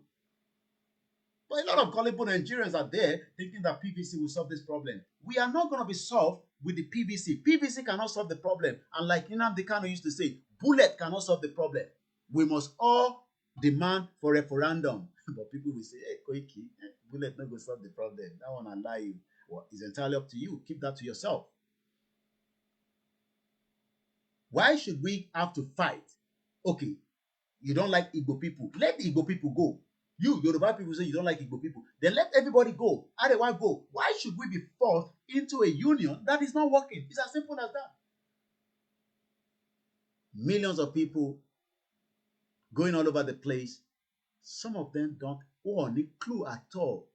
And every day we are coming out to analyze this, so people just think it's a joke. I said, that's fine. It's a joke for you. But your life cannot be better because you have been mortgaged into a country that does not want you to progress. The CBN, the Central Bank of Nigeria, is pleading with Dangote and BUA to reduce the price of their commodity. Do you understand that? I pity my people. The owners of the country, as represented by their leaders in the social cultural groups that formed a desire to be one country. Let's now move away from that. I have more videos that we're going to share with ourselves tonight. Let's go and listen to... Okay, I think go ahead, son Logan. Let's play this a little bit more. I just like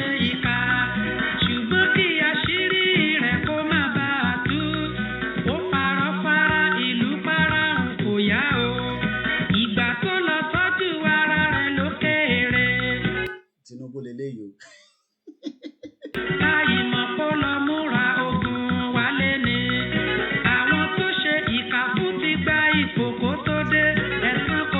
One thing they don't understand is that, no matter how you tell lies, the lies will bounce back. Let's watch this. The 1999 Constitution created more problems for Nigeria. This is Robert Clark. They've been talking. Somebody like him has been talking, but they're not going to listen to them. So why should we then be asking, oh, let us go and, review, do a new constitution? No, we don't need a new constitution. We need a total overhaul of Nigeria so that everybody goes to where they belong. Do you agree? You can disagree. I don't know the copyright to this video. More PVC, more poverty everywhere. You're right. Morimbe, Yawa Pastor Mo Adesonya. Ekushe takuntakun lórí Twitter. Yoruba nation is the solution. Referendum is the solution. We don't want a war. But if they're going to bring war to us, we must defend ourselves. It's as simple as that. Let's watch this. About what to do and how we're proceeding with the 1999 Constitution. But the thing is, year in, year out, Nigerians always talk about what we'd like to be done, how we think the National Assembly, or even the executive. If you think the National Assembly are interested, like that man that is giving birth to yo-yo children, he has 28 children. He's the leader of the House of Rep. Oh no, man, need 30. And he's also putting... Do you understand that insult to Nigerians? Ó tún sọ pé òun máa fi amendment pé kó gbé polling unit wá síwájú ilé òun because òun ní ọmọ 30. Hey, Ọlọ́run ọba o. 30 children he says he will have before the 2023. That's even if there's going to be 2023. Because Pastor Adebayo, Gio says 2023 is not going to happen. Let's hear more from this guy. Chimbele. This one cannot tell you the truth. You think all this analysis, they know these guys, they're probably watching us with fake accounts, but they can't say anything. They say something, they take them out. They'll take them out. But I'm not on the payroll of any of these politicians. So, and that's why we are bold enough to come out every day and tell. And if you say that we are telling lies, come and defend Nigeria. Idiot people. One Nigeria, call one Nigeria. Tinubu probably have to come into a care home in London where they can start taking care of him. But the thing is, it looks as if we're not just ready to tell ourselves the truth. You have never been told the truth, Chimbele. You know that. Nigerians have never been told the truth. Nigerians did never know that 1914 amalgamation started as a fraud leading to the 1960 independence. Then when they were doing all these shenanigans, different coup upon coup, and I always say to people, T Abagba independent after the 1914, if we have gone back to where we are before 1914, there would not have been called something Nigeria. Nigeria was put together in 1914 before we were given independence, and there was nothing called independent even in 1960 because the North had the backing of the British government. The British government gave backing to the North as against the Southwest and the Southeast. So that means they had more opportunity at the beginning of what called Nigeria independence. So all this constitution wahala is just to educate people. Literally, we should not even be talking about constitution as people that want Yoruba nation. I want to constitution. Because constitution is got nothing to do with Yoruba nation. We want a full referendum. But the reason why we are talking about constitution is so that the gullible ones at home that do not understand that the reason why the police officer keep beating, they want to go back out of Nigeria is because Nigeria was put together on the 1914 amalgamation. Simple as that. ABC.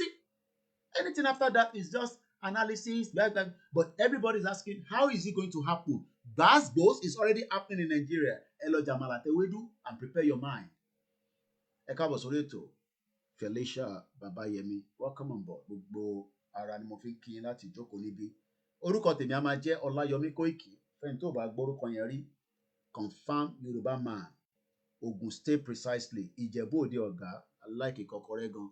Wọ́n máa ṣe ojúde ọba. Ṣé bá ṣe ń ṣe àwọn ẹ wo anniversary festival kan tó show ní Brazil. I'm sure some of you saw that video.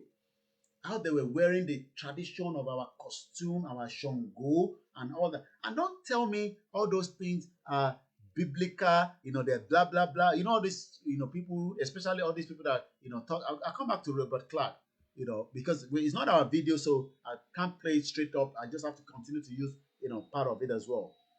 And those some of you that keep saying, hey, Shango, hey, Eshu, and all that. Look, don't let us start. Keep your Christianity and your Islam. Don't attack the tradition. Likewise, the tradition must not attack the Christian. I know some people talk about it and they're always against it, but I'd rather not be against it and allow people to be what they want to be. Atiwani, a word that you cannot say because our tradition, then no, you cannot do that in 21st century. We are living in an open mind. We're trying to open your mind to the reality. Oyibo does not believe in any jack shit, but they want water in their house. They want their system to be working. You that have all those things called religion, do you have water? Water woman in phase 2, right? I'm going to get water, But let's play this just to remind us what we don't know about our Shango Oya. Disney is making billions of dollars every year. Our Tani Gongon. Though we won't Nigeria, but our Yoruba Gongolani, not Nigeria. Because there was nothing called Nigeria before 1914. Àwọn bàbá Toby nígbà before 1914. Orúkọ Olonje nígbà yẹn. Oh, bad tweet. Go and get PVC. It's not going to solve the Nigerian problem. The problem is let everybody start discussing about the dissolution of Nigeria peacefully. And then we can have the numbers and everybody can be who they want to be. You cannot be anybody in Nigeria. And I'll tell you why. If you think you won't be somebody in Nigeria, I'll show you one video in just about a minute. But for now, let's watch this. You damn right they owe us. Not only do they owe us for the negative portrayals of African people throughout the Disney cartoons, they owe us for the fact that they stole the African Orisha deities from Nigeria and turned them into superheroes. Yes, the original pantheon of the Marvel Universe is the exact same pantheon of the Orisha cosmological system of the Yoruba. Yes. Let's start with Charles Xavier. Charles Xavier is the elder of the X-Men. He's the father of the X-Men. His spiritual gift is mentalism. He can use consciousness to control other people's thoughts. He's the elder of the X-Men. You know where they stole that concept from? They stole it from the father of the Orisha, Obatala. Orisha Nla, who wears all white, is the father of the Orisha, is responsible for creating man, is the fashioner of all heads. He's responsible for all children with deformities X-Men. Obatala is responsible for all children with deformities. The X-Men. Obatala is responsible for all children with unique gifts and deformities. Remember, the X-Men are considered quote-unquote freaks. Obatala is the father of all heads, and he is the father in particularly of children who have quote-unquote unique talents or deformities. Xavier is Obatala. Let's keep on going. Storm, the female energy that creates and sustains the cycles of life. Hurricanes, tornado, strong wind. Who is that? That is the Orisha Oya, the goddess mother of the wind, the creator of the cycles of change, the blesser of the courts of finance, the guardian of the cemeteries, and the leader of the Agungun ancestor order. They stole that. Let's keep on going. Thor and Superman. Thor and Superman are manifestations of Shango energy.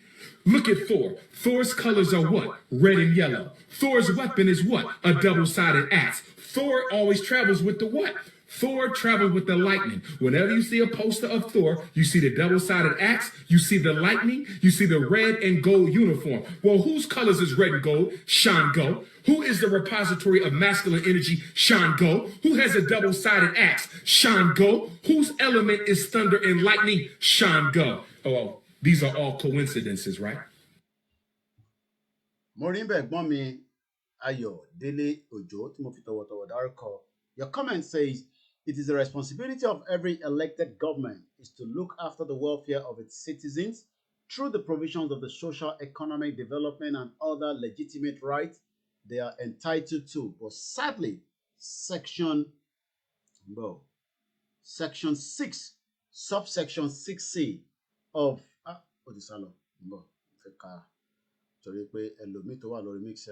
and other platform are not able to see that comment. Let me go back and read that comment properly. I can read it from here now. Section 6, subsection 6C is one out of many other flaws from the 1999 Constitution.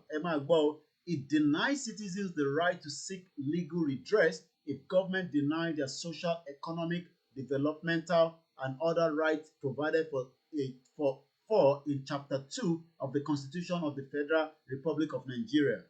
Níbi inú máa copy kí ni máa lọ jù sórí timeline wa nísìn.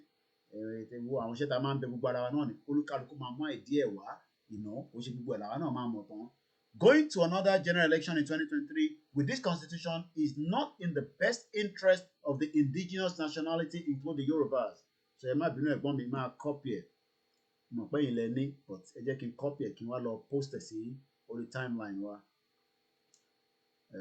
Màá forúkọ yín sí lẹ́gbẹ̀ẹ́. Ẹ̀gbọ́n mi tó dání. Gbogbo alákú iṣẹ́ takuntakun. Gbogbo platform tá a bá wà kò gbọ́dọ̀ sú wa, kò gbọ́dọ̀ rẹ̀ wá. Mo rí ń bẹ̀ yá wa Bọ́láńlé Adérẹ̀tì Bello, gbogbo ara ni mo fi ń kí yín. Mo rí ń bẹ̀ Mọ̀rún Múbọ̀, mo ń kí yín láti bí. Where can I watch this video, please? Which of the video, ma? Ṣé ti mo ṣe tán lẹ́ẹ̀kan yẹn? What I'll do is I'll post it on my timeline, but tẹ́ bá send message sí mi, ìyẹn ti Ṣàngó bọ̀bọ̀ yẹn, I'll post it now. Then you can be able to send me a WhatsApp. I will forward it to you. Morimbe Khadija Mufta.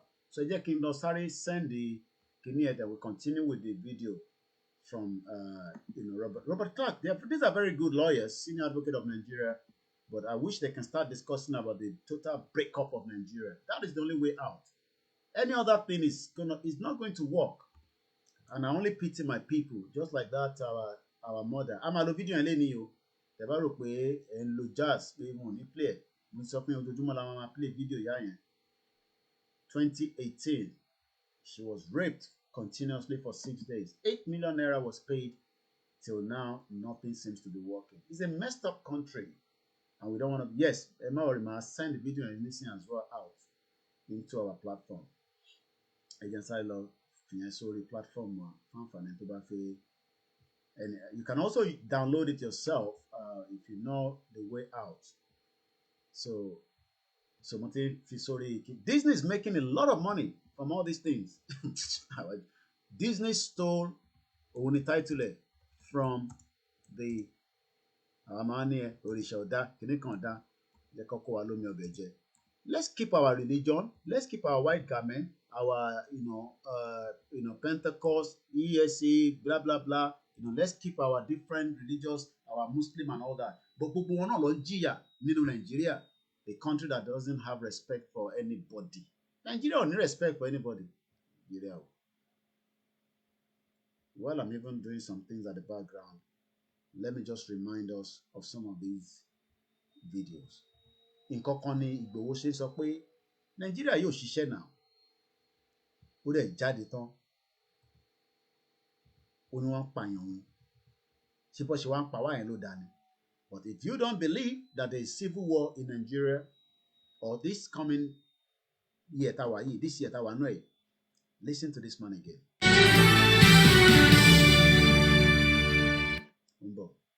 Okay, I need to put it as a continuous. Let's play it again. Which is it for you, Dr. Obadiah? Do you think the government is unwilling or unable to protect the people of Southern Kaduna? In fact, it is not only unable, it is unwilling, and we have good reason to feel that they are part and parcel of the killers. Let me make some revelations to you. That's a very big allegation, Dr. Obadiah. The government is part and parcel of the killers. Yes. That's big. Yes. Okay. How will the government just say, oh, it is revenge killing and so on? Then you leave it there. Oh, because it is revenge killing and so on and so forth. The body language of this administration, the body language of the state government shows clearly that they have a hand in the killings. No doubt about it. Because, you see, General Abacha, and people don't give him his due.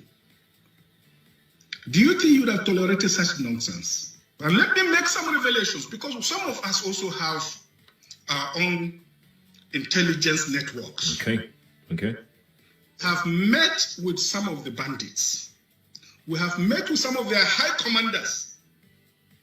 One or two who have repented. They have sat down with us, not once, not twice. They told us that one of the northern governors is the commander of Boko Haram in Nigeria. Boko Haram and the bandits are one and the same thing. They have a sophisticated network. Yes. During this lockdown, their planes were moving up and down as though there was no lockdown. Moving ammunitions, moving logistics, moving money, and distributing them in different parts of the country. They're already in the south, in the rainforest of the south. They're everywhere. They told us that when they finish these rural killings, they will move to phase 2.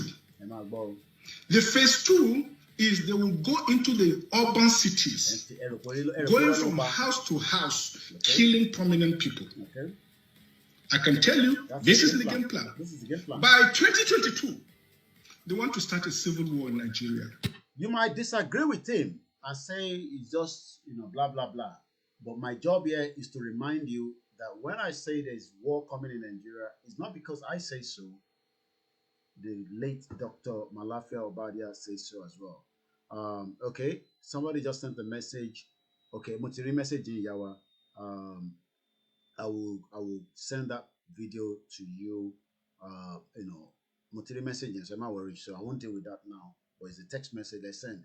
I will save it and I'll send it to you. But I've already uploaded on our YouTube channel, YouTube Facebook page. Method. I think I haven't done on the last one. So, entoba mo wo download. Àwọn ọmọ yẹn mọ̀ dáadáa, àwọn ọmọ wa tó wà nílé yẹn Ọlọ́run kẹ́ wa dáadáa, but ìgbà tó bá sí opportunity, it's just painful that a lot of our youth has been turned into what they should not be. I mean, people need to enjoy life, but in terms of life they enjoy anything, it's not the kind of life in Nigeria. So, I'm gonna continue on Mukobesari. Okay, let me just post it like that. So we have already posted on all our timeline on the Facebook. If you're not sure of any page, I know people create, Murimbe, Yami, Tomi, Lola, Agnes, thank you very much. Motiri message, Yawa, Muron, my get back to you. The reason why Obadia was murdered, there's no doubt about that. Somebody also is an interactive platform. We will continue to create awareness. Morimbe Jesu Loba. The immense contribution of the Yoruba culture and the heritage towards the social cultural development of our descendants in the Caribbean and the Central and South America and inestimable. Somebody also said we should continue to tell people when they pick all these Fulani, they should not be doing videos. We tell them all the time. I think there was a particular one. It's not a new one. It's probably one of the old ones. So let's come back to Babawa, Robert Clark. Somebody said, there was a message that said, somebody said we should review the 1999 Constitution. I wanted to talk on that. There's no way you can review the 1999 Constitution. There was somebody that sent a message. Eshegoni, I don't know whether it's a male or female, but I'm just going to say tella, because I'm not sure whether it's a male or female. Babawa Alabi Stephen, you said Nigerian Constitution need to be reviewed. The time to review that Constitution is just too late. And they're not going to review it. You know why? Because this government and the previous government, they've done what they called a confab. Babawa Ayo Adebanjo sọ pé pé stand táwọn Afẹ́nifẹ́re dúró lé ni pé kó scrap 1999 Constitution. But wọ́n ní àwọn kan tí wà tó ti sọ̀rọ̀ lé lórí tẹ́lẹ̀ tó ń pè ní confab. I think it was 2014 when Jonathan was there, but Jonathan was signing or pass it on. And there was one to watch. I'm not too sure. I can't remember. I'm sure people that are listening will be able to support as well because we're all doing this together. So if truly this government wants to work on that, they would have done that then. So what gives you the impression that they will review, scrap, not review? What they need to review? They need to scrap it and then make a new constitution that everybody will do what they call consultation. And what Tunisia is doing, trying to do similar thing. Thank you, Sonia. But the situation at hand now is too late for that. Let me show you what Tunisia wants to do. I talked about it some few days ago, but we're always ready to, talk about it based on that question that came up. Because this is an interactive platform. We see the question, and we're, especially during the night time, I tend to read more of the question coming through our comment section. Somebody says good morning. Good morning on Instagram. We appreciate every one of you as well that are watching us as well. Like I always say, we don't have anything against all the Yorubas at home, but what we are saying is Nigeria is a scam and it will remain a scam regardless of whether somebody say we should review the constitution. So look at this now. Tunisia launches a national consultation on reform. That means all stakeholders. And what they're going to do is wide range process, part of a reform package pushed by the president. President is going to push it.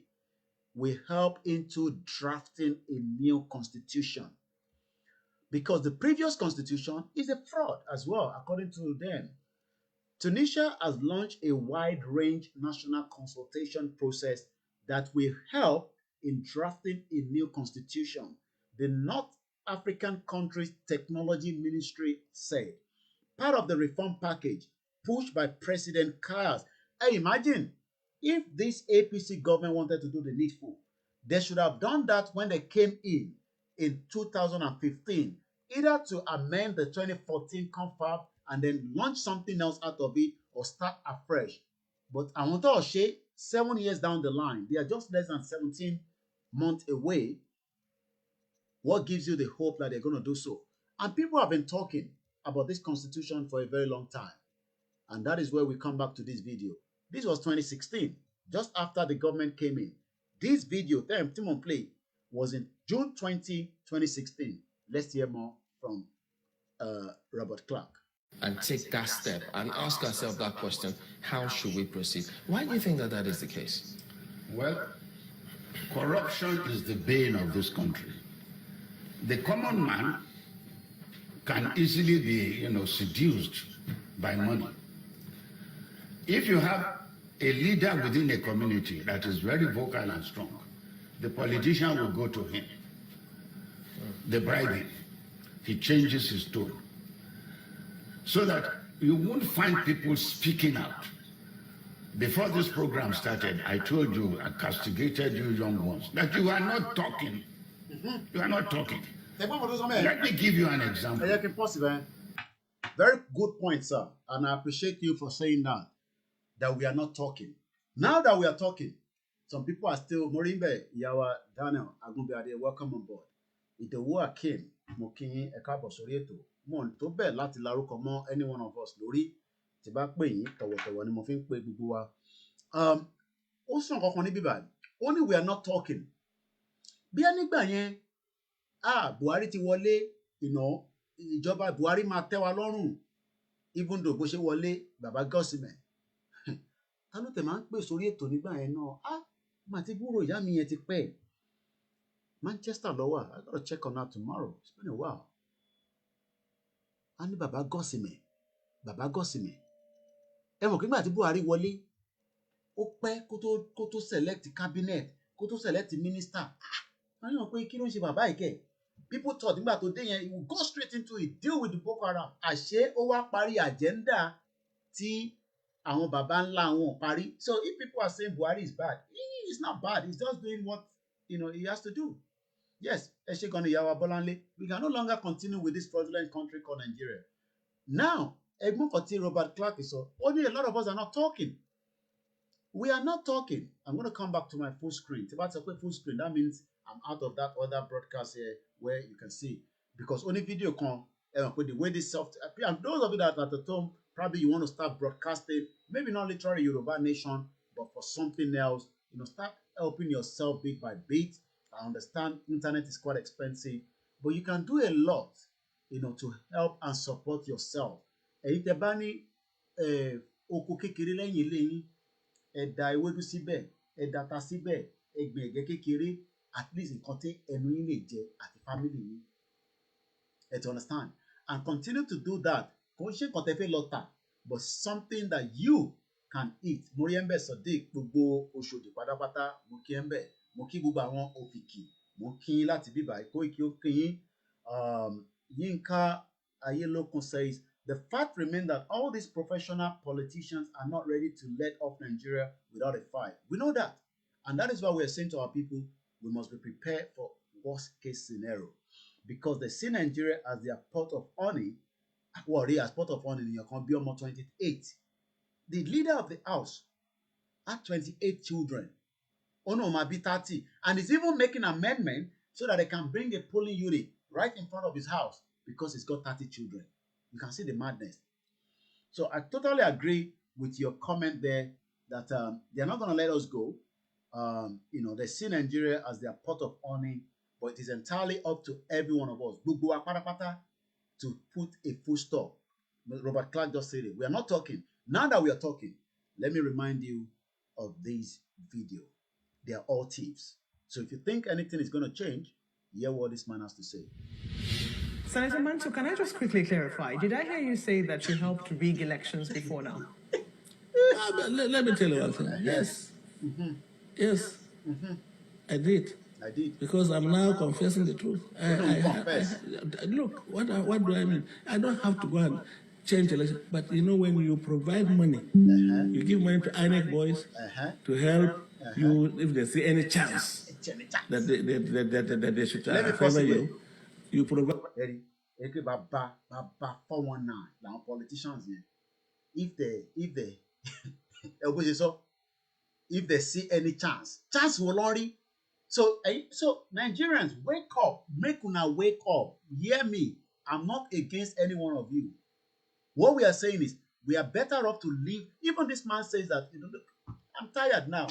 I want travel, Nigerian passport. National passport to me. Most of them has different passport that is different from Nigeria. So when they are traveling now, they are not using Nigerian passport. It is when they are coming back to Nigeria, they become a big man and they tender their Nigerian passport at the immigration. And welcome sir, welcome sir. But maybe this one did not have British passport, American passport, or other European passport. That is why he's probably saying, I'm tired. Free Chief Sunday IGBOHO is not a criminal. We'll come back to that in a minute. Right, yeah, Yawa Tomilola. They are not ready to do anything at all since they enjoy the subjugation and the subversion of other ethnicity. And we're not fighting religion fight here. Don't let any of your pastor, your imam, your sheikh, your hulala, your babalawo tell you that ẹ má gbọ́ sáwọn tó ń pariwo Yorùbá, àwọn tó ń pariwo Yorùbá nation, Yorùbá nation. Yorùbá ló kàn ó, Yorùbá òṣìwò ló kàn. On what Nigeria is all fraud. Let's hear more from this Barawo Bansani man. Look at it. Look at it there. Only Right now to the security.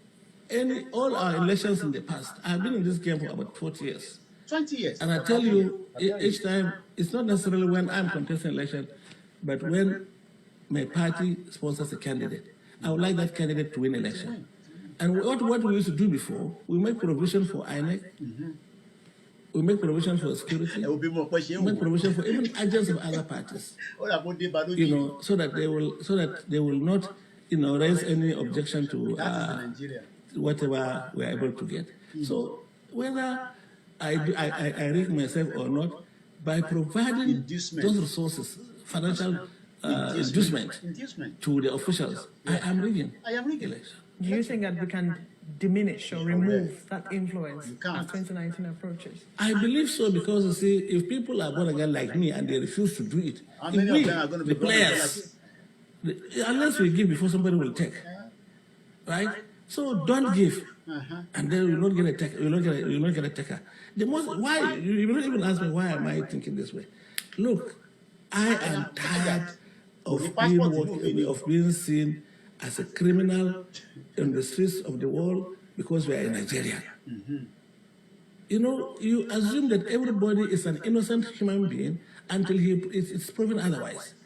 But once you are outside this country with a green passport and they see that you are a Nigerian, even if you are a pastor or you are an imam, they will assume that you are criminally minded or you have criminal tendencies just because of where you come from. That must change. I am tired of living in poverty in the midst of plenty. I cannot, even no matter how much you have. I leave that. The reason why we just bring all this up is because part of what happened, the politicians have done, is watch this video. Of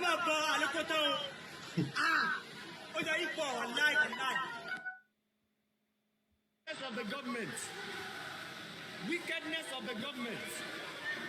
Wickedness of the government. Oshu Ankara in Ilesha. Oshu Ankara in Ilesha. Wickedness of the government. Oshu Ankara in Ilesha. Oshu Ankara in Ilesha is happening live. It's happening live. Wickedness. Wickedness. Wickedness. Wickedness. Well, I hope those that are shouting wickedness will not be interested to go into one more time of slavery called 2023 general election. It's a slavery. You must not even think about it. And if you're thinking about it, you're also entrapped in that system. For anybody thinking about 2023, PVC is not going to solve that problem. Let's see a little bit more, just a little bit from this man. The end of June this year, if nothing is done, what is happening in the Delta, the federal government will financially collapse. Because, as I said, 75% of our revenue at 2.2 million barrels a day goes to sustain governance. Now we are producing about 55 or 60% of oil, and we are maintaining the same. The National Assembly, It's just a matter of time before the whole government will collapse. It's just because a analysis to Sonny, it's just a matter of time before the government itself collapses. Because there's no money. They keep borrowing. The economy is not functioning. The exchange rate today is 783 or 718 naira. I don't know what the dollar is. The debt in Nigeria is growing up. There's no job opportunity. And millions of Nigerians, if you're not aware, that is the statistics there. Let's show you. Let's go and look at our data. We have a data, a word clock, that tells us the numbers of people in Nigeria. Nigeria still remains, it hasn't changed. the number one capital poverty of the world. Ìlú tí poverty pọ̀ sí jù ní gbogbo àgbáyé. 88,424,769 million Nigerians are the total number of people living in extreme poverty. In the rural area, ní gbogbo àwọn abúlé wa, in the whole of the Nigeria as it is right now, 64%. That means 74,972,698 million people across Nigeria in the rural area are people that cannot have 3 square meals.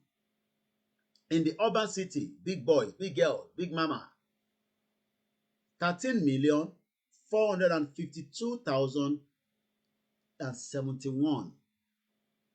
Female, 43,780,226 million altogether. Male, 44,706,543, 41%. That is where Nigeria is in the world chart. And if you don't believe that, I'll send the link to you. All you need to do is also, let me come out of this and go back to my screen. Let's watch this.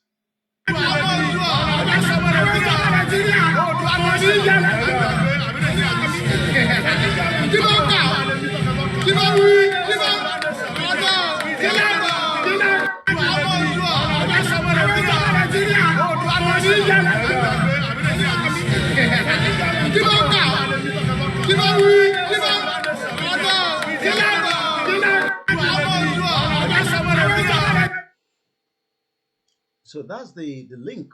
You can also click on it and play with it. That link gives us, let's go and look at, let's see if we can look at South Africa.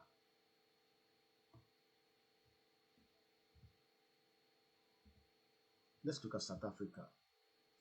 That's the total number of people in South Africa. The population is 60 million, not even up to the Yoruba people in one go. 16 million people are people living in extreme poverty in South Africa. 16 million. The total population is 60 million. Let's look at Benin. The total population is 12 million. 5 million people are living in extreme poverty.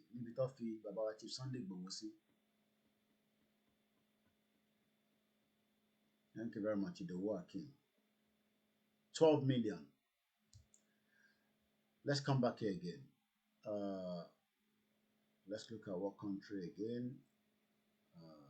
Ghana. 32 million. 3 million people are living in extreme poverty. That's Ghana. But Nigeria remains number 1 in the world. Awani number 1 in Google. So when you are calling your relatives outside Nigeria, they're called Joko Shanui, we understand it's because the country is in total chaos. And if you're thinking that Nigeria is going to work anytime soon, let me just type in Nigeria economy. We called the embassy last week. Nobody picked up the phone on a live broadcast. So if they can't pick up the phone in UK, London precisely, what tells you that they will support you back home? Let's look at the Nigerian economy and look at any news coming out of it. Nigerian's economy, why people are buying sanitary pads. Okay, amazing. Let me pick up this. Let me see what's going on here. Nigerian economy, why people are buying sanitary pads in the packs of 2 for those that can afford it. No woman in the world can have their period using just 2 disposable sanitary pads. A typical pack of 8 is hardly enough. Yet in Nigeria, a sachet or a small plastic pouch containing 2 pads are now being widely sold as an affordable option. That is poverty, if you don't understand. Again, to rephrase it, in a typical pack of 8 no woman, no woman, kò sọ́bìnrin náà lágbàáyé that can have their period in country using just 2 disposable sanitary pads. Wọ́n lè gbọ́dọ̀ lo méjì, wọ́n láti lè lo ju méjì lọ. A typical pack of 8 is hardly enough. Ìyẹn fẹ́ni tó wà ní ìta outside Nigeria. But nínú Nigeria, nígbà táwọn èèyàn bá lè afford ẹ̀, bí a wash and wear ló ń ṣe ni kò tẹ̀ yé mi. Fine girls all over the place. Fine girls. But they don't have sanitary pads. In turn, fún àwọn ọmọ school níbí báyìí lọ́fẹ̀ẹ́. Because it's a big problem around the world. But advanced country, because àwọn ẹlòmíì ìtorí ìtìjú, they will not go to school. So the countries around the world, kódà àwọn ìlú mi kan tẹ̀ ẹ́ pé wọ́n máa san tax or VAT. I'm very sure on that information. So let's come into it again now. Let me highlight it so that you have an idea what I'm reading. And let me increase the front because it looks a bit too tiny. So let's increase it a little bit so that at least you can have an idea what I'm reading. So right there, ìwọ tó ń ṣe fine girls ní Nàìjíríà, fine girls, ó ti ra bus corner pátá, bus corner bra, ọkùnrin ó ra bus corner jeans, ó ń ṣe big boy, òun kan obìnrin mọ́lẹ̀, ó mọ̀ pé tó bá lóyún ọ̀nà méjì ni, tó bá lọ ṣe problem tiẹ̀, tó bá bí kò sí hospital, kò sí iléèwé, ẹ máa wà nínú ìyà. It's only in Nigeria that people want to do their wedding, they are calling their uncles outside the country. Tó bá ti pè é pé àwọn fi ṣe wedding, àwọn fi ṣe ìyàwó, owó lọ bèrè yẹn, confirm. Yes, very terrible. Àwa táwa níta là ń cushion ẹ̀, là ń support ẹ̀. Èèyàn kan ní the old school way, wash and wear. Women use up to 20 sanitary pads, but in Nigeria, people are using 2. It's what is selling very fast. Méjì papọ̀. So somebody like Dangote will put out a lot of sanitary pads for sale. They'll put it at 222 so that it will be easy for people to buy. It is hardly, I'm starting from the beginning again, a typical pack of 8 is even hardly enough. Yet in Nigeria, a sachet or small plastic pouch containing 2 pads are now being widely sold as an affordable option. In richer countries, the sachet may be considered a convenient portable alternative, but in Nigeria, it seems as something more concerning.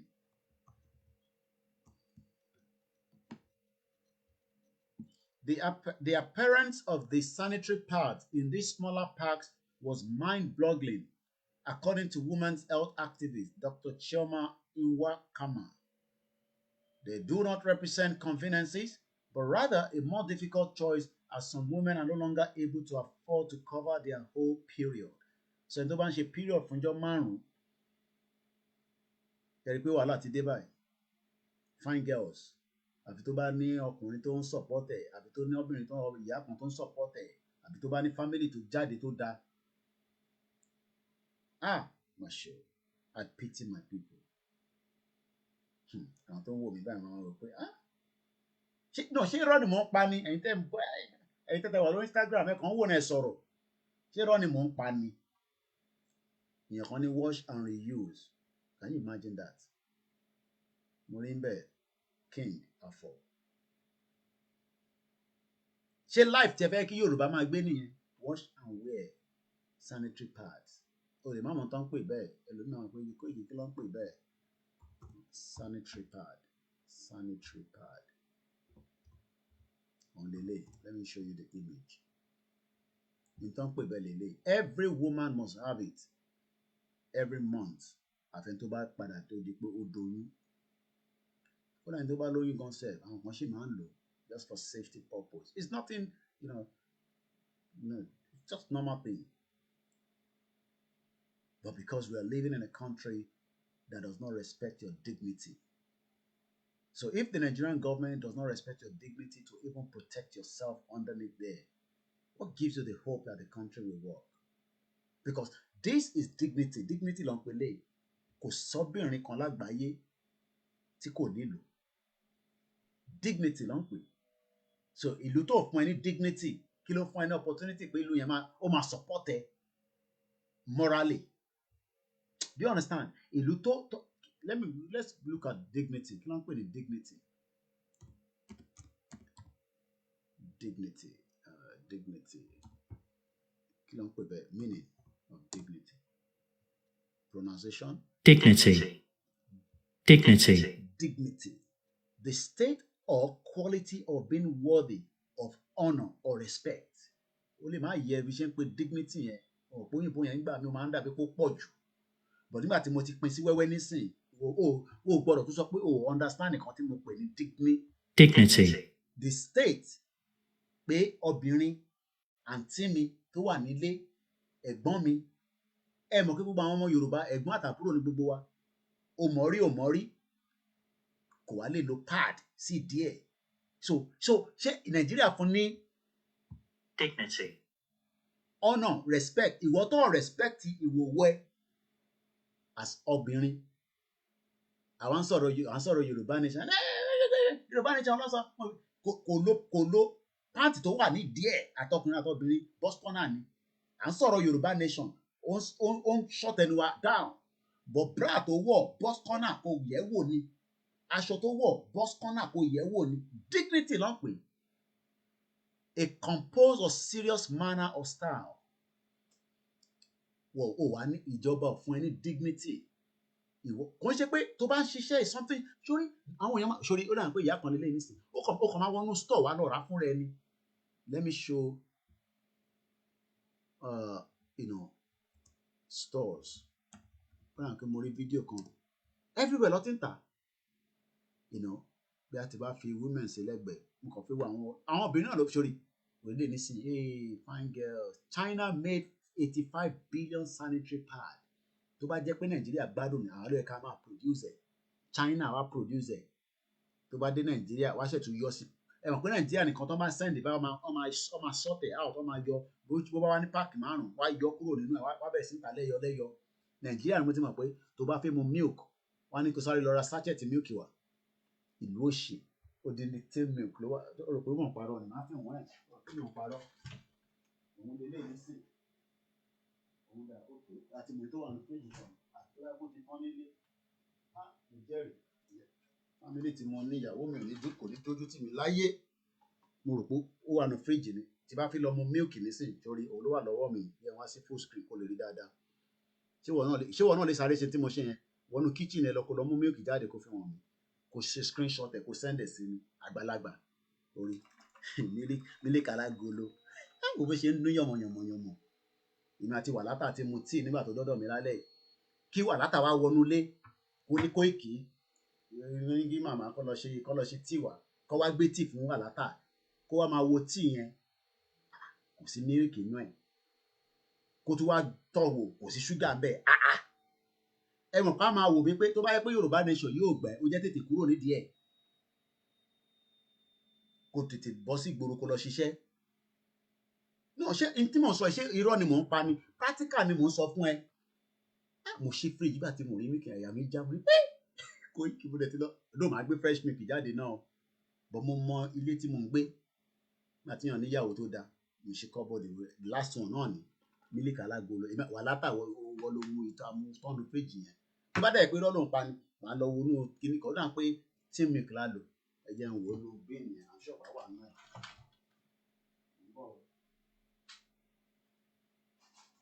Tó bá jẹ́ pé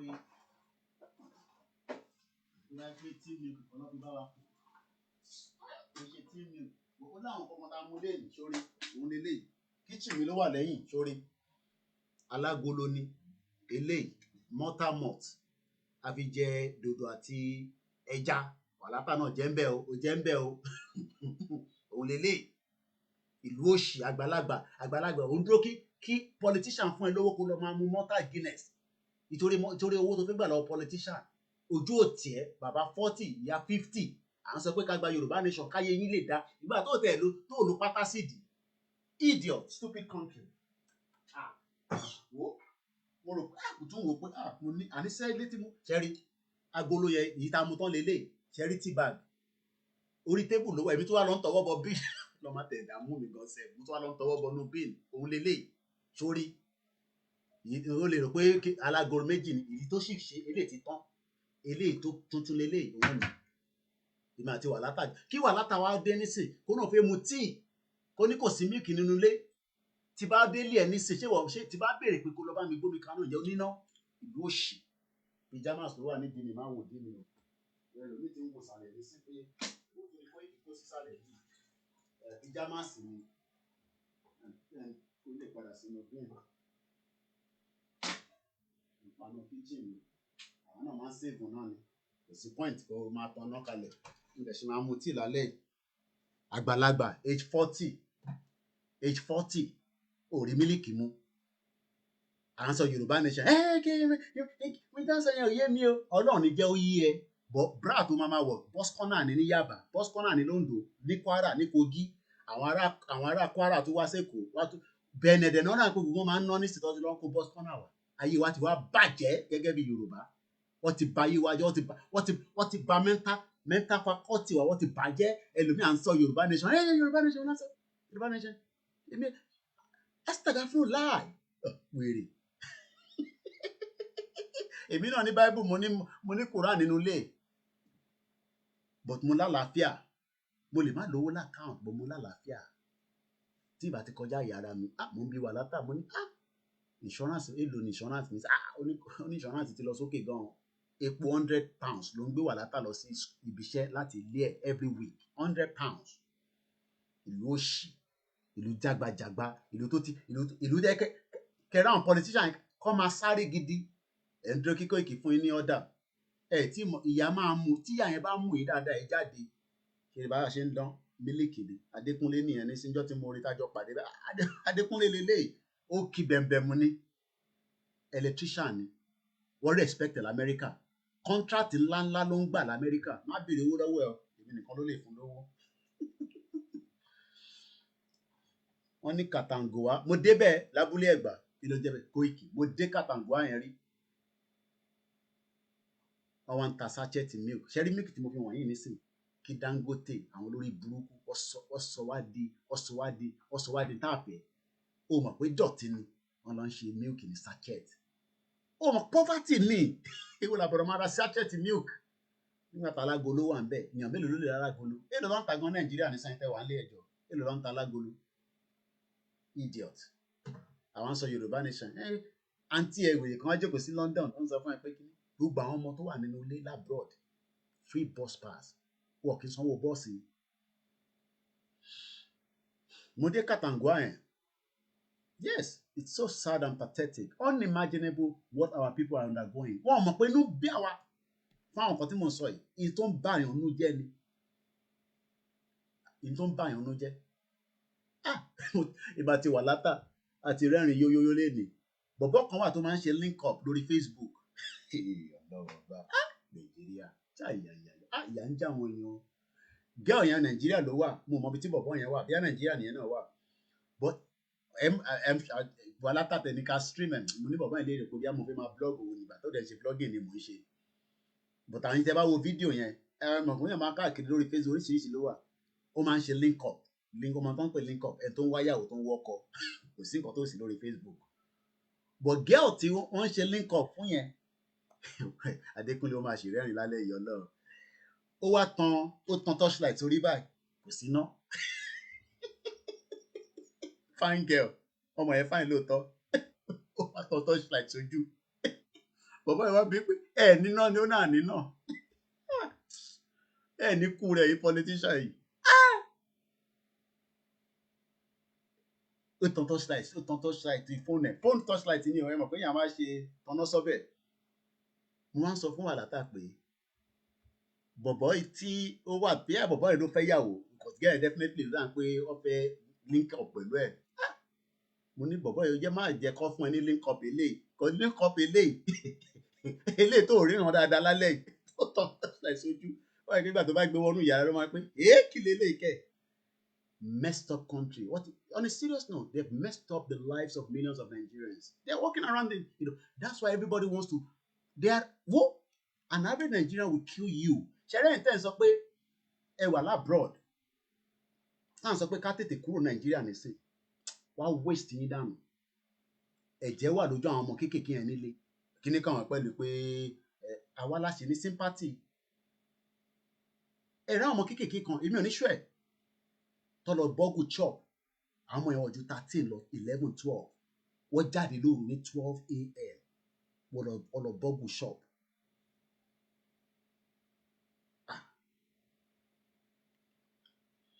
Let's come back to the economy. Let's come back here. Ibi tá wà lélẹ̀. Reality lèmi máa ń show. Èmi ò ń show fact ni mo ti sọ fún àti sọ̀rọ̀ nísìn. So let's come back to what we were reading prior to that, which is there. Now, millions of our girls, our women in Nigeria do not have sanitary pad. It becomes so. Let's come back here now. They do not represent conveniences, but rather a more difficult choice, as some women are no longer able to afford to cover their whole period. Sentence period for 5 days, 6 days. I don't know how many days, but at least it could be between 5 to 6 days. Kò lówó láti ra pad. Even when it was an 8 pad, it was sometimes not enough.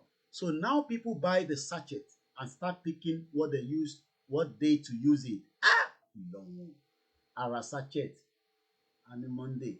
Mo nílò torí mo ní jáde màá wà nínú ilé tó bá ń dà ṣòwò bí afaṣọ sábẹ́ bọ̀ ìjọ tó bá fi jáde níjọ́ kejì á lò ó wá ń ṣọjọ́ tó fi lo sanitary pad. The options of what to use ẹgbọ́ tissues and rags are unsanitary and terribly unhygienic, so it is unimaginable what is going on. Ẹlòmíà wa ní òun á tún wá sick nígbà tí èèyàn bá lo sanitary pad á máa lo aṣọ afaṣọ síbẹ̀ ìyẹn á gba ìjẹ yẹn á tún fọ̀ adìjọ́ kẹ̀ á tún lò ó láàrin ẹ̀ náà ló ń gúnra wọn mọ́nu car park ló ń gúnra wọn mọ́nu mọ́tò park ẹ lọ sí gbogbo mọ́tò park lálẹ́ báyìí nísìn láago 3 báyìí nísìn àwọn kan àwọn eríwo yà àwọn ìjókòó sí ìta àgbòrò báyìí nísìn wọ́n bá bí ẹ̀dá kí wọ́n kọjá níbẹ̀ mo ti take risk Nàìjíríà yẹn ṣá mo rántí pé à ń bọ̀ láti ibì kan mo drive lẹ́ǹkan rí Nàìjíríà. I can't remember which year, bí i 2016. Ọ̀rẹ́ mi kan gbé mọ́tò, no, not ọ̀rẹ́ mi, family mi, wọ́n gbé mọ́tò kan fún mi, Mercedes. Ọjọ́. I think I had problem twice with that vehicle. One was when we were heading out towards Oshodi. Àṣé mọ́tò yẹn ti gbálẹ̀. Mo ṣáà kọ́ rí pé gbogbo air condition ó lọ kò ṣiṣẹ́ mọ́. Kí ló ń ṣẹlẹ̀ kẹ̀? I wind down. All of a sudden, the car went down. Ìyẹn láàrin Oṣòdì òbí ṣe pé family mi yẹn ó mọ̀ pé ọmọ olóyìnbó èmi nìkan kọ́ mọ àní mọ́tò àméjì ni but definitely ó mọ̀ pé mo ní mọ́wọ́ in tó bá ṣẹlẹ̀ yẹn lẹ́sẹ̀kẹsẹ̀ ó gbọ́kadà pẹ̀lú mechanic wọ́n sort it out. But there was another issue and bọ́ọ̀lù alẹ́ mọ́tò ẹ̀ fún wa ní problem náà ni. But what I'm just trying to say is when you look at the danger in Nigeria and the risk for those that are saying that we should keep Nigeria, I just pray that one day any fall into that trap. Kódà kó gbé mọ̀pó dání wá pa mọ̀pó yẹn ṣẹ́rí ẹ̀jẹ̀ wà lójú àwọn ọmọ tó wà nígboro nísìn àtọkùnrin ni o àtọbìnrin ni o because they want to live the same lifestyle that they are looking at on the social media, especially on Instagram yẹn àgbákò ni. But if the country was working, if we are the one producing the sanitary pad like China, 85 billion. China made 85 billion sanitary pad. Imagine báwa là ń ṣe ní Ondo, Logun State, ní Kwara tó wà enough. Our circulation dey be pé are cheap, but everything in Nigeria is export or import wọlé ni rather. And somebody will tell you Nigeria will work. Níbo ló ti fẹ́ work. The purification of this sachet. It was even good that I pick up this, this article because it just speaks the exact problem in Nigeria. Let's continue. The purification of this sachet of essential goods and processed food items in Nigeria tells a story about what has happened to the cost of living. So Koiki, one need to be very careful who you sleep with in location 9. Ìyẹn kò sẹ́ni tó bá lọ́lé lọ sùn pẹ̀lú anybody. Oko kéré pọ̀n nìyẹn. A máa yanjú ẹ̀ tó bá dé Amẹ́ríkà tó bá dé UK padà. Anyway, a máa tọ́jú ẹ̀ tó bá dé ibi tó ń lọ padà. I pity my people. We live in denial. everybody knows the truth, but in our mind, we're thinking that Nigeria will work. Everyone, àwọn tó ń tàlùbọ́sà fún wa náà nìyẹn, àwọn Haúsá tó bá tàlùbọ́sà láàárọ̀ wá di terrorist lálẹ́. Ẹ̀rọ pé yàn gidi ni wọ́n. Púpọ̀ nínú wọn, you cannot know who they are. Bó ṣe wà ní sí gbogbo tẹ̀ ń wo ìgbó, everybody tó wà ní market ní sìn, àtàǹjọ̀rún àti gbogbo ẹ̀, kò sí ọ̀kan tẹ̀lé dára yín mọ̀ bẹ́ẹ̀. Evil country. With the annual inflation peak at 18% in March last year, food inflation is reaching 23%. This rise in the cost of living, àìmọye àwọn tó tẹ̀lé ilé gbé mọ́, inú mọ́tò ló ń gbé. Ẹ rántí story girl kékeré kan, àìmọ́ pọ̀ bẹ́ẹ̀, wọ́n gún ọmọ yẹn títí nínú car park. Olúkàlùkù kan wọ́n ń jẹ nígbà tó máa yẹ lóyún báyìí, wọ́n ya ti jáde kúrò ní car park yẹn. Wọ́n ti kúrò ní mọ́tò park yẹn. Ó yàn pọ̀ ọmọ yẹn padà bímọ yẹn or something. Tó fi di pé wọ́n ní hospital hold ọmọ yẹn pé kò tún sanwó ọ̀kankan. You know this nonsense, situation that occurs in that country. Child abuse. Ìwọ lọ bọ́mọ kan sùn tó jẹ́ kó bá sùn nílùú yìí. Ẹ̀wọ̀n ló máa kú sí. So everybody is now buying sachet of food. Everything is sachet. In addition of the sanitary part, everything from baby food to cooking oil to breakfast meal can now be sold in smaller portion. Poverty, which are more affordable as the dramatic price increase have outstripped the wages rise. I used to buy things in cartons. I used to buy things in cartons so they last longer. Now I have started to buy whatever sachet is cheapest, said Chika Adetoye, who is worried about being able to afford enough food for her 3 children.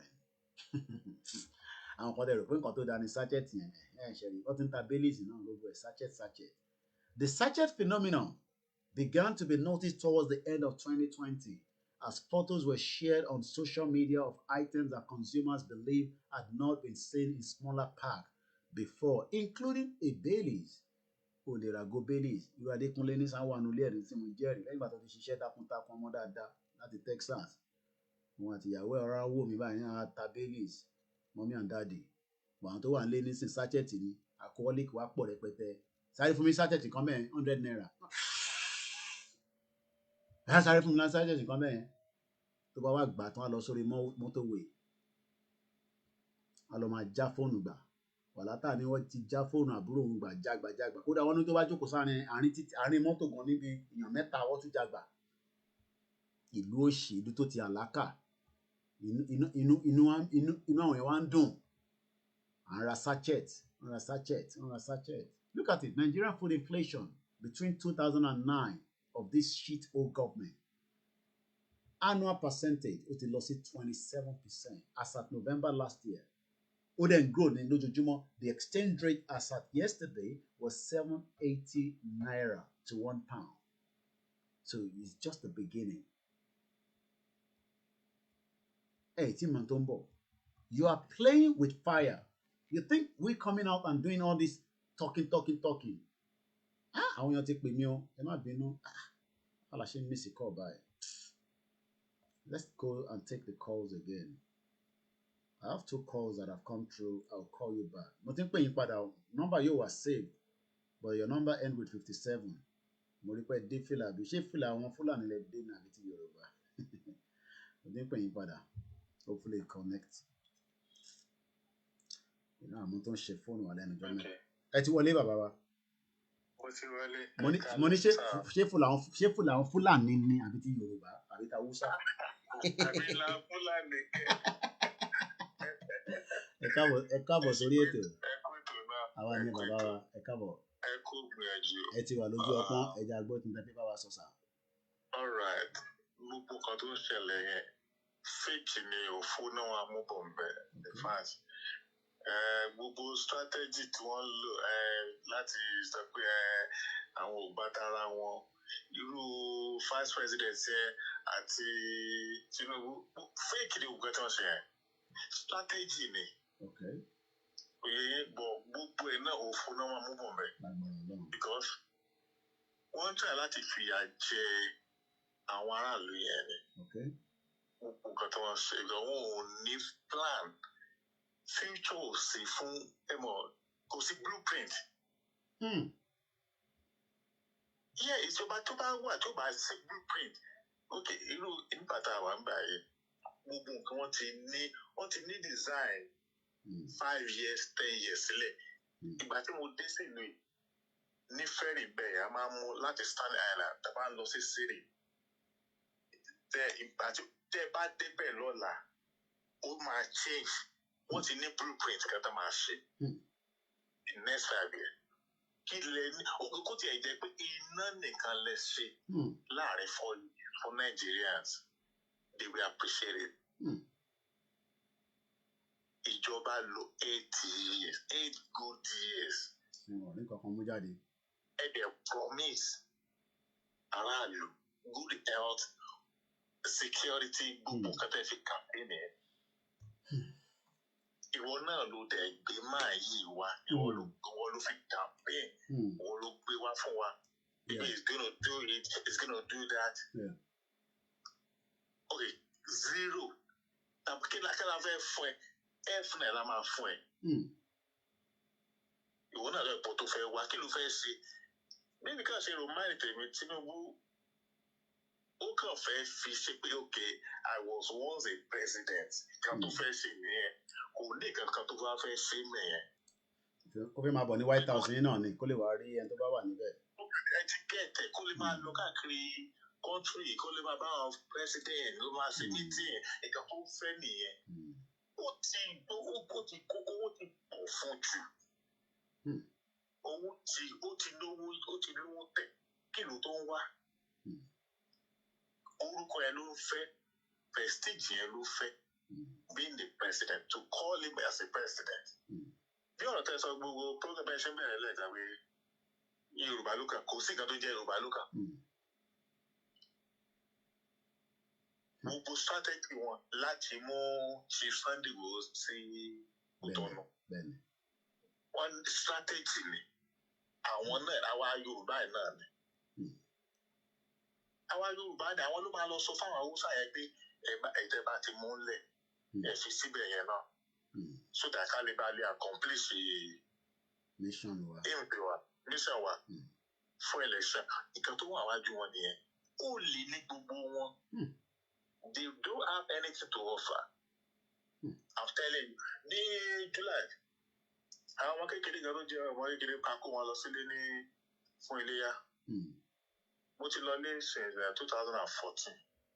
So ọmọ yẹn náà ṣe pé 7 years ní September last year. Gbàtọ́ délé wọ́n wo airport rẹ̀ wọ́n wo wọ́n délé what is going on here? I'm a strange sí wọn.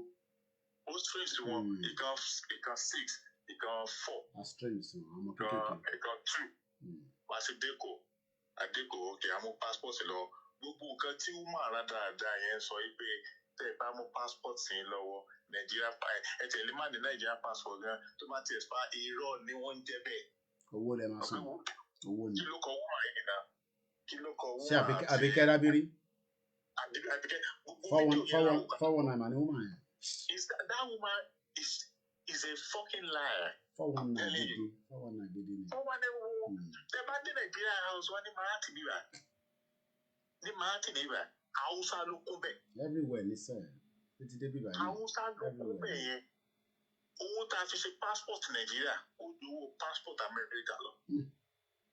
Ẹ wá tà wá ẹ máa tà wá gbogbo nǹkan tó ń sọ lórí social media lórí irọ́ ni wọ́n pa. Irọ́ ni wọ́n pa adébẹ̀ àti bíi passport Nàìjíríà bíi $250 láti ṣe ọkọ̀ kan. Àwọn márùn-ún. Wọ́n yí pé wọ́n fẹ́ kó wọn lọ sí Nàìjíríà káwọn ló tẹ̀ lọ rí bó ṣe ṣẹlẹ̀ bẹ́ẹ̀. Wọ́n ṣe American passport $110. Ẹ̀dẹ̀ máa rí nígbà tí òkèlè bá ti kó lọ sí post office wọ́n máa send ẹ̀ wálé fún yín. Ibẹ̀ yẹn máa ní láti kó àwọn ẹ̀rọ nínú òtútù. Wọ́n gbọ́ báyìí níjọ́ ẹ̀rá pé Daddy what are we doing here? I said gba passport how we passport kí ló dé passport tó wọ́n délé rí. Ó gbé kọ́ máa strange sí wọn ni. Ó strange sí wọn àti Nàìjíríà yẹn ẹ lè believe wọ́n mú passport mi yẹn mo fi pamọ́ sínú cross bed bag mo fi yẹn pamọ́ mo mú old one yẹn mo mú lọ́wọ́ mo fi new one yẹn sínú bag so àwọn yòókù àwọn family wọn kó ní ìwọ̀n yẹn wọn lọ́wọ́ àwọn adéwájú bèbí yẹn ó stamp yẹn gbàgbà one time me sọ̀rọ̀ pé want to give you something what do you bring for but I don't bring anything for you but I don't bring anything for you ó wojú mi àgbẹ̀ mo ti make on my way mi ò dé fún anybody lówó ní airport yẹn so wọn wo pásọ àgbà eléyìí ti expire mo ní yes mo ní but àbíkẹ́ rárí sọ pé ìyẹn lè lò wà náà. ìyẹn lè lò wà náà. a ní tiẹ̀ ló ń sọ yẹn a ní kò dé bíbá ẹ̀. wọ́n start àwọn ọmọ yẹn wọ́n gba tí wọ́n wọlé ó wá kì mí nìkan wọ́n á rẹ́rìn sínú wọ́n ní pé lọ sọ́dọ̀ àwọn ọ̀gá wọn kan wọ́n wò rẹ̀ so èmi náà wò wọ́n àwọn ilé ìfẹ́ gbowó so wọ́n ní pé you have to you need to pay some kí ni ká mú adé ìfún wa kó mọ́ mi gbogbo gbé bàgẹ́ wọn mo á na passport ní wọn tí mo gbà yẹn you have it before mo ní yes I have it. So báwo ni wọ́n mo ní okay ẹ sáà tó kíní fún mi ẹ jẹ́ kí n wọlé agbẹ́rù wa á wọlé lọ ṣe pé tẹ bá wọlé ẹ bá ara wọn custom méjì wọn máa dúró méjì wọn dúró wọn ọ̀rẹ́ mo fẹ́ mọ nǹkan tó máa ṣe ìgbàlẹ̀ rẹ̀ nínú àwọn báàgì rẹ̀ nínú báàgì mi àwọn báàgì military wà bẹ́ẹ̀ tí mo ti kó mọ́ ẹrù wọ́n ti máa bẹ́ẹ̀ ọ̀gá wẹ́kọ̀ wọn eré kan wọ́n kí wa àwọn ọmọ ẹ̀ka wò wọ́n ṣàdúró ìyàwó mi náà mo dẹ̀ fi kámẹ́rà mo ní kámẹ́rà tí mo fi sí ara. bàbá ẹ̀gọ́ prepare wọ lọ ni. àwọn so ìyàwó mi náà fi kámẹ́rà kan sára ká tó sọ̀kalẹ̀ ní flight mo ti dè mọ́ lára pé wọ́n náà gbé ọkà èmi náà gbé ọkà so wọ́n sọ fún mi pé kí lè bá a mú ẹ fún wa ẹ bá a wà lówó ẹ wò mí ò nẹ́ni tí o. àwọn àtúbàgì ẹ tú bàgì yẹn ẹ tú ẹ má fẹ́ tú ẹ tú everything mi ò gbé lùgú something wọlé ọ̀gá kéde ẹjọ́ o mo wá sí ìgbà yìí ni o Afghanistan mo ti dé wọ́n wo ojú mi àgbà Afghanistan. kí ló wá lọ síbẹ̀.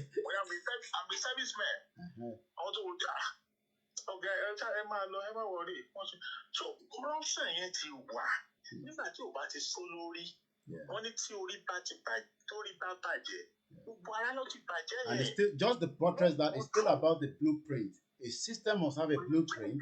The blueprint yẹn bá wà ní ní láti go through gbogbo wàhálà tó fẹ́ go through yẹn. Yes àwọn ọmọ yẹn wò pé they don't have control okay airport nígbà tí Buhari lọ sí London tó lọ fún medical báyẹn tí Ọ̀ṣínbàjò wá sí airport bẹ́ẹ̀ gbogbo wọn ló kó dànù gbogbo wọn ló kó gbogbo àwọn tó. mo rántí yẹn tó bá tún dé báyìí wàá tún kọ́ Haúsá síbẹ̀ ni. Haúsá ló pọ̀ jù bẹ́ẹ̀ tẹ bá yára nìkan tó fojú wa nígbà tá a fẹ́ máa bọ̀ wálé COVID test wọ́n fi kíní ẹ̀ jẹ owó. ó lè ní ẹ̀ 419 yẹn. nígbà tá a ti ṣe COVID test nígbà àti gba vaccine tẹ bá fẹ́ ṣe COVID test nígbà ẹ̀ sanwó Nàìjíríà náà yìí máa sanwó. owó gidi gan sef wàá tún dá yín láàmú. Going to Nigeria now, this is very difficult time for a lot of COVID. It's even a very stressful thing. I mean, I think nobody really necessary. Àti máa padà bọ̀ náà ni àti padà náà ni mo ń sọ. At the airport, lọ́jọ́ Monday, ọ̀dọ̀ yín náà bẹ̀rẹ̀ náà lágbà.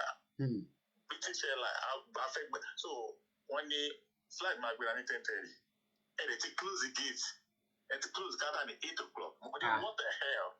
Mo pariwo mo dábẹ̀ ẹrú yẹn mẹ́ta ló wọ̀ ẹ̀ ó bá ọ̀fà àwọn ẹgbẹ́ bá fọ ọ̀gá mo máa yẹ o èyí military ẹ bá fọ ọ̀gá wa. So àwọn ọmọ bísí àwọn wọ́n bá gbé what is going on dáàdì bàtà fàtàn wọn náà ti gate clear that the gate àwọn ní 10:30 ní flight máa take off torí wípé manual ni wọ́n everything níbẹ̀ body pass ọwọ́ náà fẹ́ kọ́ gbogbo táàgì bag ọwọ́ náà fẹ́ kọ́ wọ́n lò wàhálà wa olórí torí ẹ̀ náà fi ti close ní 8. So mo ní láti lọ kó gbẹrù wá sínú storage we pay 10,000 for like how many bags la ní bí 8 so wá kó síbẹ̀ àwa lọ check in sí hotel tó Ìkòròdú àlè padà sí Ìkòròdú mọ́ ibẹ̀ ẹ̀ jìnnà aláàbí lọ check in sí hotel COVID test àti látọjọ́ Friday ìyẹn tó ti expire bàtà tó padà dé lọ́jọ́ Tuesday àpàdà díẹ̀ pọ̀ lọ́jọ́ Tuesday láàárọ̀ wọ́n ní ká àìtèdè láàárọ̀ wọ́n tó check wọ́n ní pé àwọn ọmọ ò sí covid test àní ṣe tẹ́ covid test àwọn ọmọ pátá àbọ̀ wà náà wọ́n ní rárá o wọ́n máa ṣe o kò ní wàhálà wa. So mo wá calm down mo wá pe àwọn boys àwọn air flight àwọn tó wà ní ẹgbẹ́ ẹjọ́ báwo la ṣe máa ṣe tí máa sọ yín pé 85,000 naira ó ní mo sọ fún gbogbo wa mo padà sí hotel mo fún ọ ní email mi mo dẹ̀ send the passport data page Nigeria passport hotel ní gbogbo result nígbà mi bí o ṣe ẹlẹ́kejì iṣẹ́ àṣeyàn ti expire. kọ́kọ́ fi push iṣẹ́ àmà lọ ti gbowó ti wá. I was so frustrated. Tẹ́ bá mọ irú kíní kan tó ṣẹlẹ̀ sí woman ẹ̀ lẹ́kọ̀ọ́ tó fẹ́ lọ gba madam kan old woman tí wọ́n jí passport ẹ̀ lọ. Ní punch yẹn. Ó ní àlè ṣẹlẹ̀ sí mi ní airport yẹn. Wow. Nígbà tá a kó American passport 5 Nigerian passport 5 fún ọ̀bọ yẹn ní àwọn immigration tó ń check wa yẹn yóò dáa fún ma wà náà. So ó kó 8 fún mi. Ó kó méjì ó kú tó wọn mẹ́kan American passport àti Nigerian passport. Ó ti pààyàn sẹ́gbẹ̀ẹ́ kan. Ó ní ọmọ yẹn slow bó ṣe tẹ kọ̀ǹpútà gan ẹ tí ò bá máa kọ̀ǹpútà ó gbọ́dọ̀ ó tẹ kíbọ̀ lẹ́ẹ̀kọ̀ọ̀kan kí ló ṣe máa yìí àwọn àdẹ̀ tí ń dún àwọn àdẹ̀ the last person tó wà mọ́ àwọn flight àwọn àdẹ̀ the last person. So ọ̀gá àwọn tó jẹ́ supervisor wọn ó lọ ń bọ̀ ó tó lọ kó díẹ̀ kó wájú ìwé ẹ̀ kó fáànù dága kó máa máa because woman ara àwọn girls ṣe ó jẹ́ air flight girls ìyẹn ń try láti help wa pé àwa nìkan ló kó tó bá wa lè stamp yẹn mọ́ passport wa ká máa lọ. Wọ́n á ka passport ẹ pé passport yóò pé náà mo ní I still have 2 passport with you ló bá wò báyìí. Mo gbà wájú ẹ o.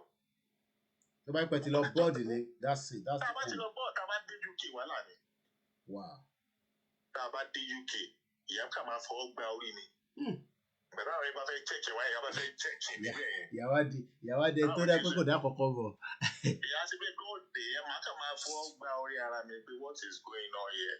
So nǹkan kan sọ fún àyìn tẹ́ ń gbọ́ wa ni pé kẹ́ wà very careful. Ẹlòmíì lè ní àkíní gbogbo eléyìí ní ṣe pẹ̀lú program. Ní àwọn careful ni o.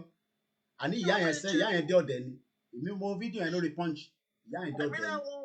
Ìyá yẹn sọ pé o tó ń bí torí ìyá yẹn ó push fẹ́ wọnú flight. Bẹ́ẹ̀ni. Ibẹ̀ ló ti dictate pé body part kan ló ní lọ́wọ́.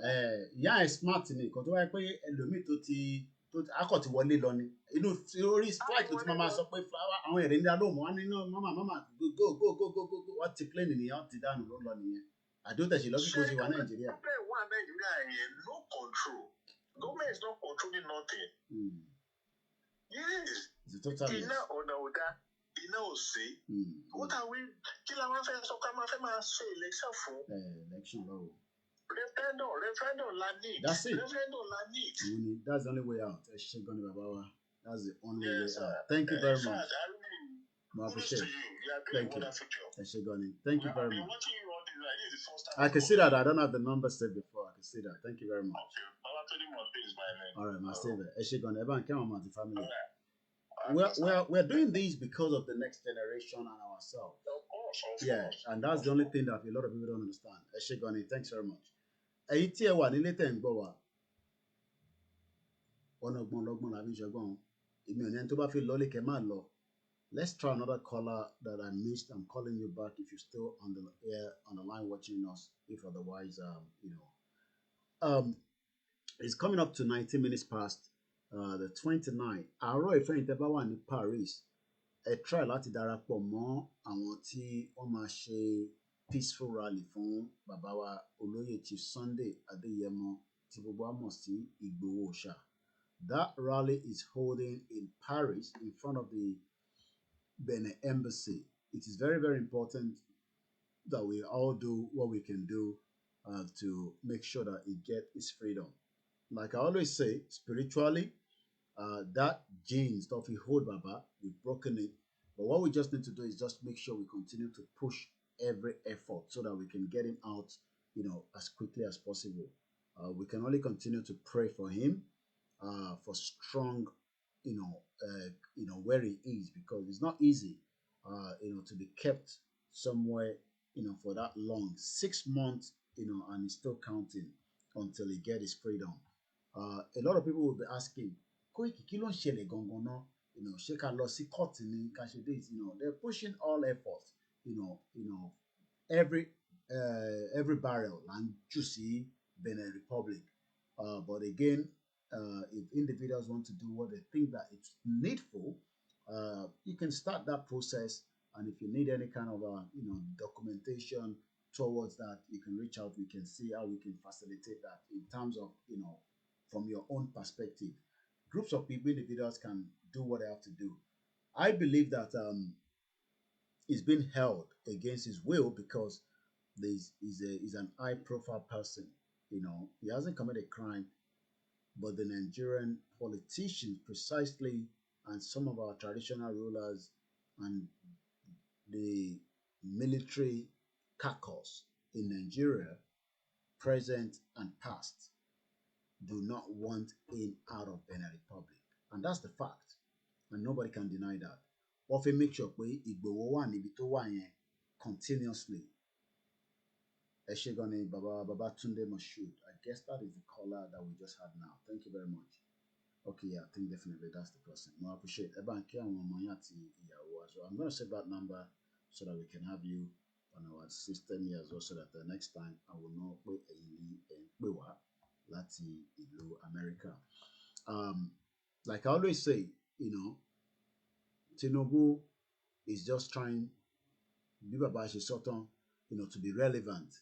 Say, I'm a president of the Federal Republic of Nigeria, and then be able to just move around. But what he would then do is they're playing games, and points Baba raising him could be something that we need to also remember. What they'll do is they're looking for the sentiment of the Yoruba people at this very particular time, especially Nigeria more. So what they will do is they will bring out all kind of strategy and throw it at Nigerians. Okay, Untijade Nisin, for contest. Osibajo is keeping quiet. And they probably have some other proxies. I believe Dele Momodu is just a proxy. It's not going anywhere, because, Nigeria must break for us to move forward. And we're not the only one demanding a referendum. That I always want us to remember. The Biafrans do not also want an election. Likewise, we don't want as well. It doesn't have to get to the stage where we are now hitting each other, especially among the Yorubas, the Igbo, the Middle Belt, and other ethnic groups as well that has been locked into the country called Nigeria. What is going to eventually happen as the year keeps winding down? We're just coming up to end of January, in 29. In another 5 months from now, we will start seeing things materializing itself. The European Union will start focusing on Nigeria. Election is coming. But on the side, Britain, knows that the country is facing what we call turbulence. Turbulence, especially at a plane. At some time, it will start having a kind of turbulence depending on the weather. What Britain also wants to do,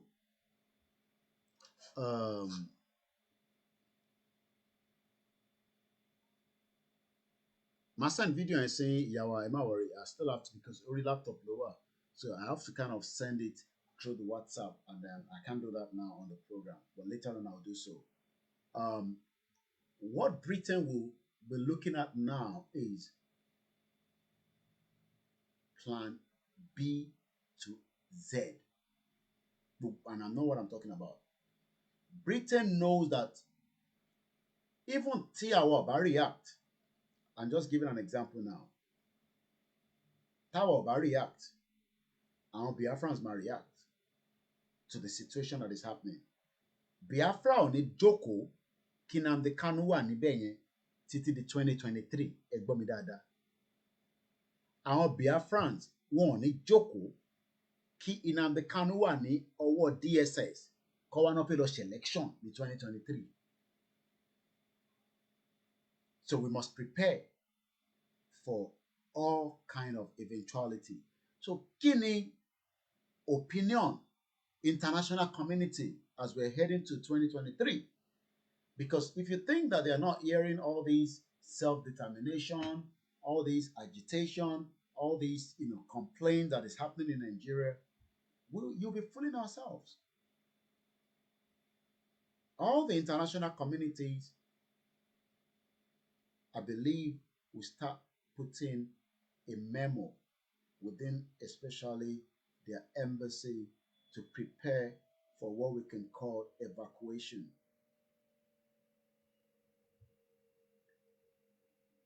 Gbogbo embassy tó wà ní Nigeria. These are something that you will not know àfi tó bá leak jáde láti ní embassy. They do have those kind of drills prepared. But as Nigeria is heading to 2023, they will increase the threat level to them in Nigeria. So if you think that ìjẹ́rí pé ẹ̀rín wọn tán ni Koiki wọ́n ń ṣe campaign kí la máa ṣe ní tì. All that is a mirage.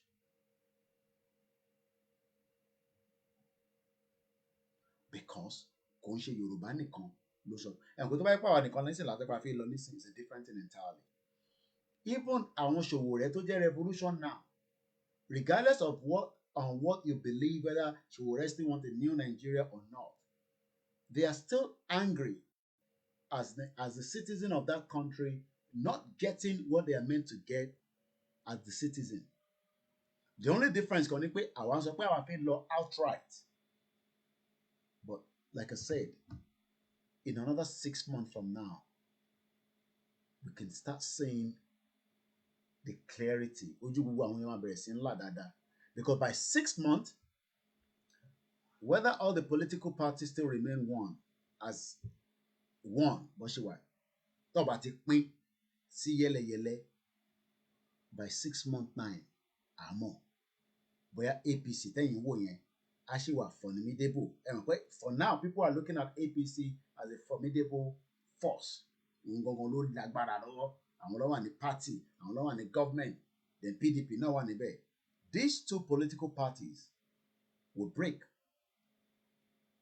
before 2022 end. Wọ́n máa pín sí yẹ́lẹyẹ̀lẹ. Ó lè jẹ́ ọ̀nà méjì, ọ̀nà mẹ́ta, and that means they will have fractions among them. And that would also quickly send signal again out to the international community as well. But one thing is, if by end of this year,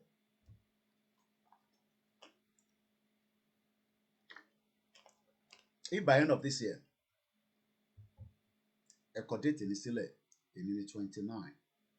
If by end of this year, you will not start getting ìlú kọ̀ọ̀kan moving their warship closer to the water side of Nigeria, ẹ padà wá kẹ́ni pé bọ̀bọ́ yóò sọ̀kan báyìí kò rí bẹ́ẹ̀. Tí ó bá ní ship tó jẹ́ warship, wọ́n máa move it as very close to Nigeria. Our international community, America, Germany, Great Britain, France, those three precisely, maybe Australia, Canada. UN would also wake up a little bit into the situation on ground before the end of this year. This year is a very, very turbulent year in Nigeria.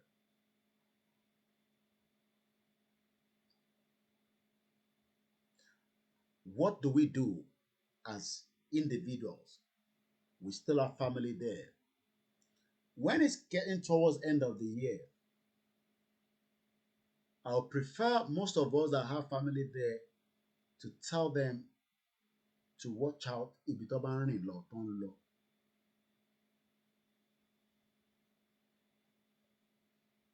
I don't say any, mi ò ní mi rí vision kankan, ẹ má ní pé mo rí vision. I'm just speaking based on what we can be seeing as it's coming.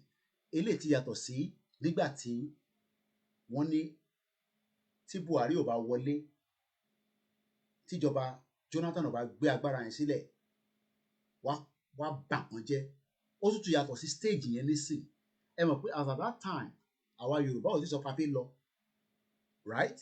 Biafra náà fẹ́ lọ nígbà yẹn lóòótọ́, but kò tí ì ní this kind of push. Gbogbo ẹnu ni mo fi sọ. Nnamdi Kanu tó wà níbẹ̀ yẹn, àwọn Ìgbò yẹn bá Nigerian government fa ètò tán nílẹ̀. Kódà káwa bá tẹ̀ sọ pé ẹ̀rù ń bà wá because àwa Yorùbá ń sọ pé ẹ̀rù ń bà wá. Mo kàn fi yẹn ṣàpèjúwe ọ̀rọ̀ ni o, tó mọ̀ pé ẹ̀rù ò bà wá. But ká kàn máa tẹ̀ sọ pé ẹ̀rù ń bà wá, ẹ̀rù ò bà ọmọ Ìgbò yẹn o. Mo ń sọ̀rọ̀ kan fún Wálé láàárọ̀ ẹ̀, lálẹ́ kó tó di pé ó kúrò lọ́dọ̀ mi nírọ̀lẹ́. He just left about after Tawo Mayegun tán. Imagine ESN is in Nigeria, abemo. Eastern Security Network. Ṣé mọ̀ pé wọ́n operate nínú Nigeria? Kò ń ṣe outside Nigeria ló ti ń operate, and we have a government that is running. Do you understand what that means?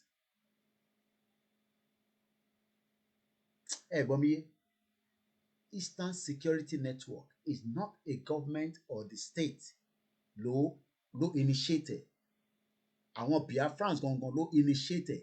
Wọ́n dẹ̀ operate nínú state wọn nílẹ̀ Igbo. Ọlọ́gbọ́n ló lè yí ọ̀rọ̀ tí mò ń sọ yìí. Ẹ mọ̀ pé àwọn èèyàn nísìn, àwọn èèyàn ti tá tán pé ohun tó bá fẹ́ ṣẹlẹ̀ òun ló máa ṣẹlẹ̀.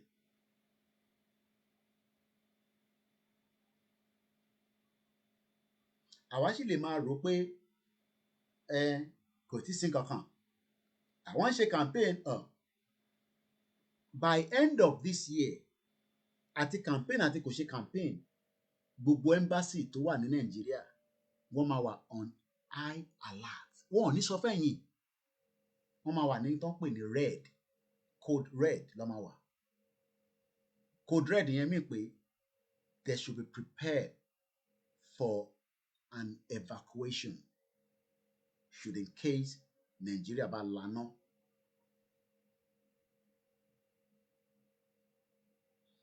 Ibi tá a máa ti mọ̀ ni pé tí àwọn ọmọ ìlú wọn, gbogbo àwọn foreigners tó wà nínú Nigeria, àwọn lè má sàn kankan, but I believe that very soon àwọn ìlú wọn máa bẹ̀rẹ̀ sí fún wọn ní information pé come and prepare just in case tí Nigeria bá go into chaos.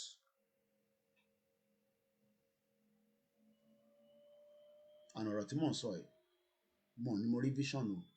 I'm just speaking as somebody following this movement, looking at the Nigeria as it is, looking at all the different anger in Nigeria, regardless of whether you believe in the disintegration, but the anger in Nigeria today is different from that same anger that was there in 2014 leading to 2015.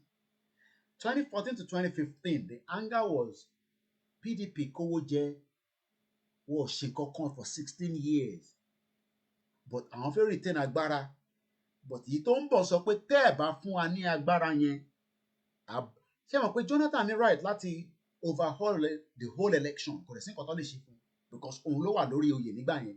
Ẹni tó bá wà lórí oyè ló dé agbára lọ́wọ́. Jonathan ní agbára láti sọ fún INEC chairman pé kò gbọdọ̀ tún ka ìbò yẹn mọ́ níbi tó kà dé, kọ́dẹ̀ rígẹ̀. But there was also what we call the external pressure from irú àwọn Obama àtàwọn other international community. Jonathan, you must not tamper with that election. But this time around, how do they tell Nigerians that are angry not to go into that area of gbasgbos? Ta ni international community fi bá sọ̀rọ̀? Ta ni international community fi bá sọ̀rọ̀? International community tó lè bá Biafra sọ̀rọ̀ bá ṣe ń sọ̀rọ̀ nísìn, pẹ̀lú ESN tó ní. Ẹ̀rọ pa Amẹ́ríkà mọ̀ pé Biafra wọ́n ní Eastern Security Network ni. Wọ́n mọ̀ because àwọn èèyàn sọ pé ẹ lè máa pa wá lójoojúmọ́ kíjọba dákẹ́ tí wọ́n invade ìlú àwọn pẹ̀lú terrorist káwọn má ṣe nǹkan kan èyí tó gbé Eastern Security Network jáde nìyẹn. Ẹ wá imagine kí lẹ fipò lè ṣẹlẹ̀ between now and 2023 kọ́nà fún gbogbo alẹ́ mi gúngùn.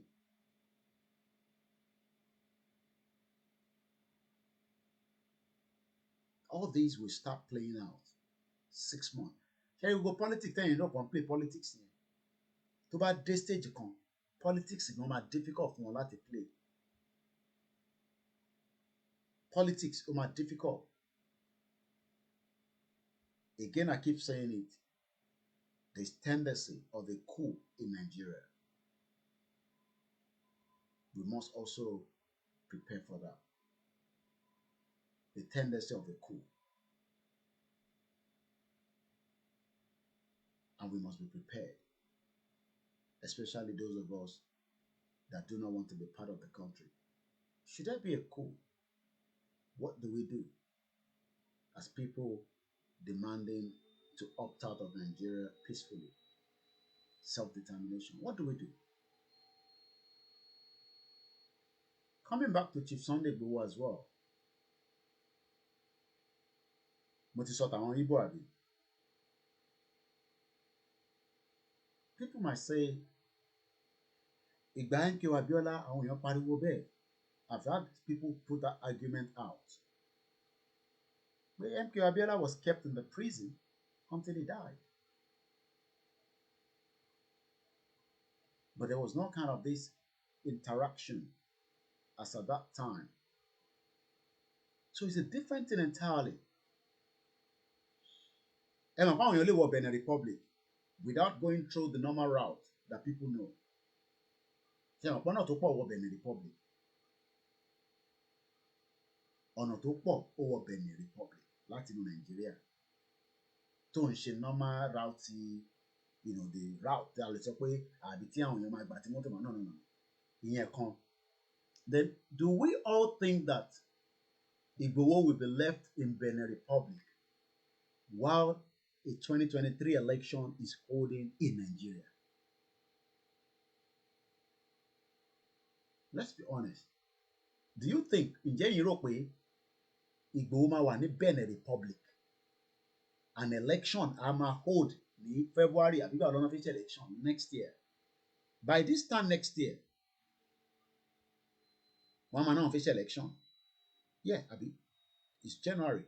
So by this time next year will be 2023. I think the election is slated for February, right? Okay. You're the soldier go, soldier come.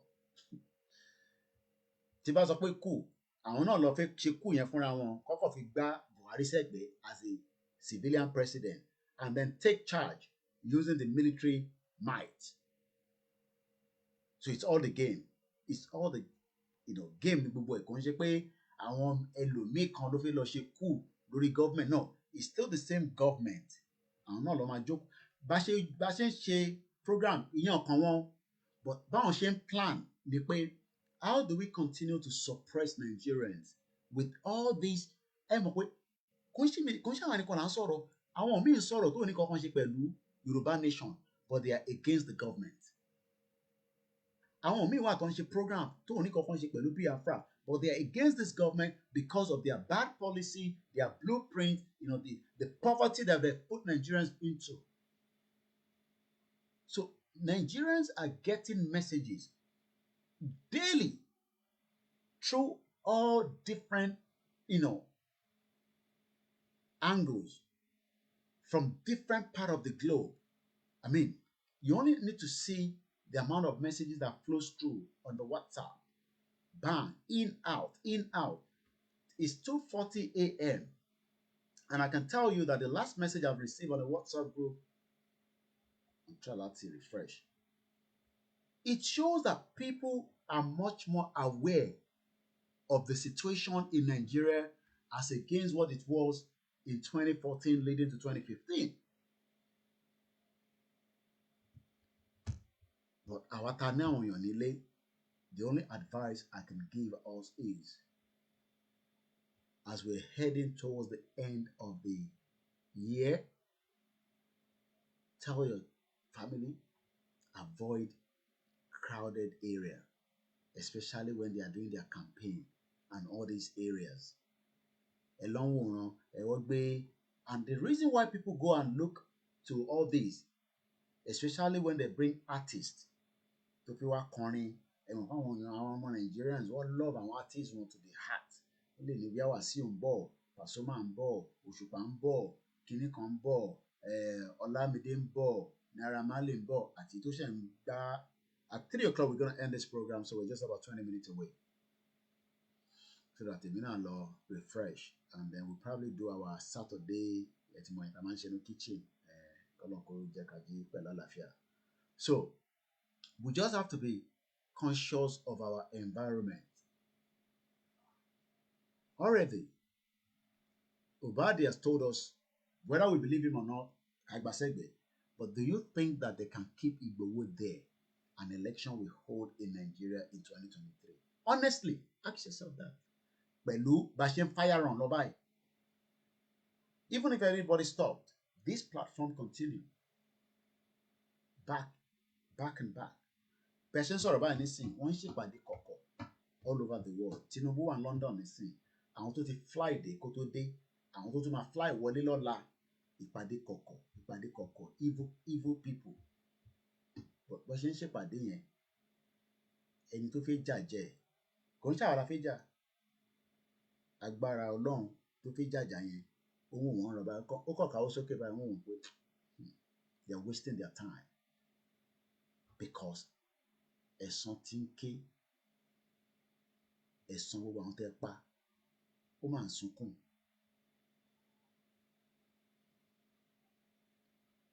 You don't have to agree with what I'm saying. You don't have to believe it. But this year is a turbulent year. À ń bẹ Ọlọ́run pé kó guide wa towards the end of it.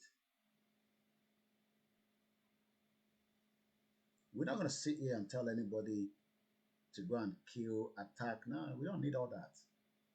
But ọlọ́gbọ́n mọ̀ pé ibi tá à ń lọ yìí, ọdún yìí, títí wọ next year, ó léwu gan. I won't sit here and tell you attack, kill. No. Why do I have to tell you that? But ọlọ́gbọ́n mọ̀ pé ọdún tá wà yìí, ọdún tó ní ewu gidi ni. What are the diaspora going to do? By that time, all these ripple effect tí mò ń sọ yìí tó bá jáde, the voice of the diaspora must now be able to crush the international community wherever you are. Loud voice that there is danger that has now started in Nigeria. So far now, the international community has not seen any danger. One free Google will buy, one will buy, with the telescope. They don't see anything. But by the time the military either start attacking people, killing people, they might cut off the whole internet. But that will not stop the message, because MOI, they disconnect the Benin Republic. Nigerian government cannot disconnect the internet of Benin Republic. The distance between Benin to Nigeria, regardless of people that are living in the borderline will still be able to come in and out and deliver message to those that have disconnected their internet, and then us to receive the message.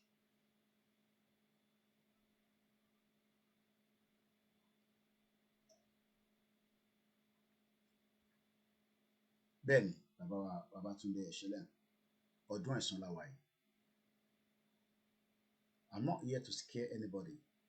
I have family at home. But we are in the year of no retreat, no surrender. Not everybody will be able to take the risk. But some of us are prepared to go into that risk as we go into next year. You have to be me with program. She can hear me. She knows. Not everybody. Ẹ̀gbọ́n mi dáadáa. Wà á ṣe program. Tàjọ́ ń ṣe kí ni kàn ṣe gbogbo wa. But I can tell you that some of us are ready to go into that risk so that we can salvage the people. The international community is not going to do it for us. My mom is listening. She can hear me. Some of us are determined, just like Awolowo was determined to do his own part. If we don't do it now, somebody that you are expecting to come and do it will. So the year we are in is a very, very crucial year. Ọdún tá wà yìí, ó ń mì báyìí, ó ń lọ, ó ń fì, ó ń lọ, ó ń fì.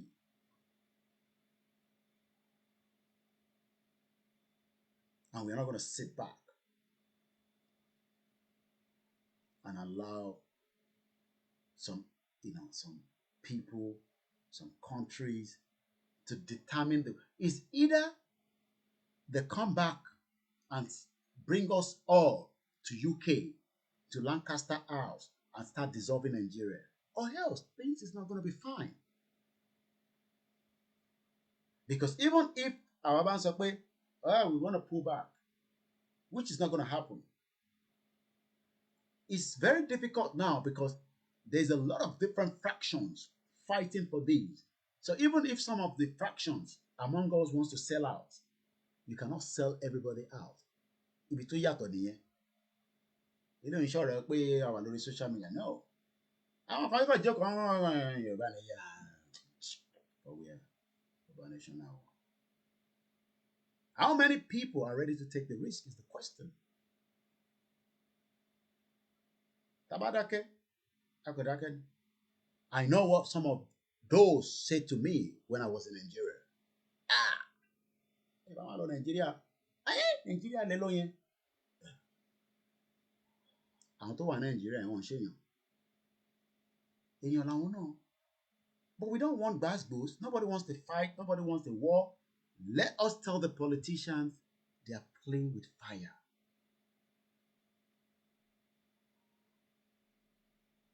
The politicians that are running around, you can send video, can send me, you can post them. Àwọn bàbá wèrè, wọ́n wọnú bus. Ebi ń pa àwọn yẹn mà ní. But the real politicians, we know them. Ṣé ra àwọn tó ń wọnú bus tó ń lọ ṣe campaign, àwọn yẹn, àwọn tí wọ́n ti lock potentials wọn. And these are the same people that are running all over the place.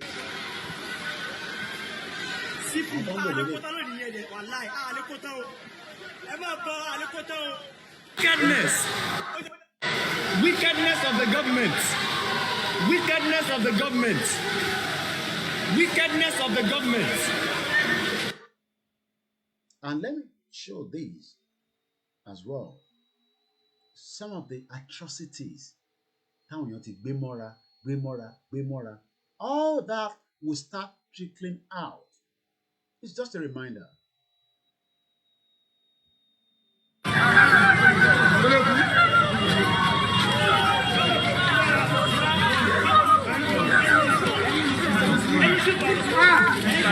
All this pocket of atrocity, tẹ́yìn ti gbàgbé, gas explosion, fire explosion, this explosion, that.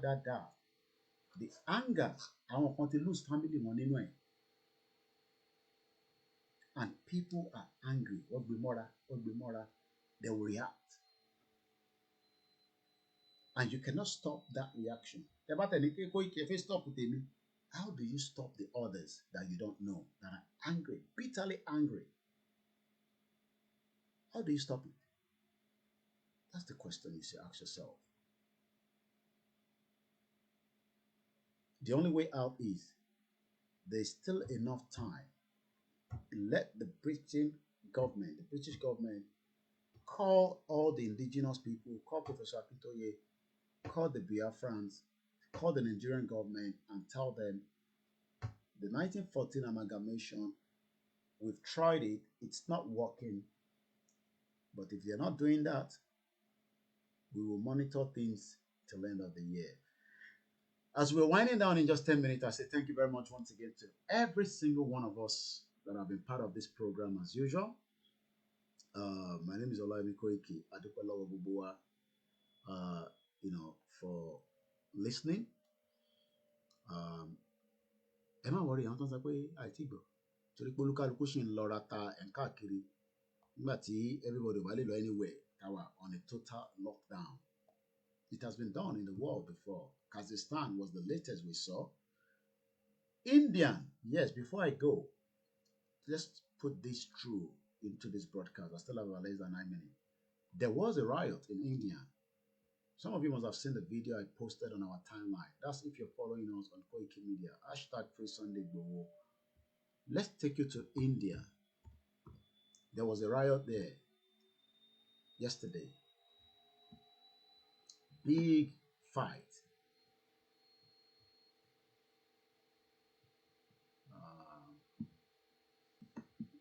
Let me quickly see if I can. Okay, let me put Indian train. Could I was some training? Again, part of all this atrocity. Some of you don't know, but let me show you now that you are with me. Our YouTube will be back, like I said, on Tuesday. This happened in India. Let's listen. I don't know whether it's Indian. Let's watch it together. And I'll explain what happened.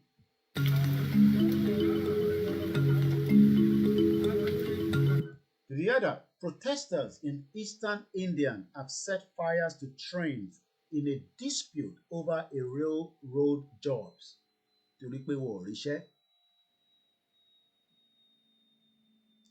What Danosun train. This happened yesterday. You can see the date, 26, just 2 days ago. Gaya, Bihar in India.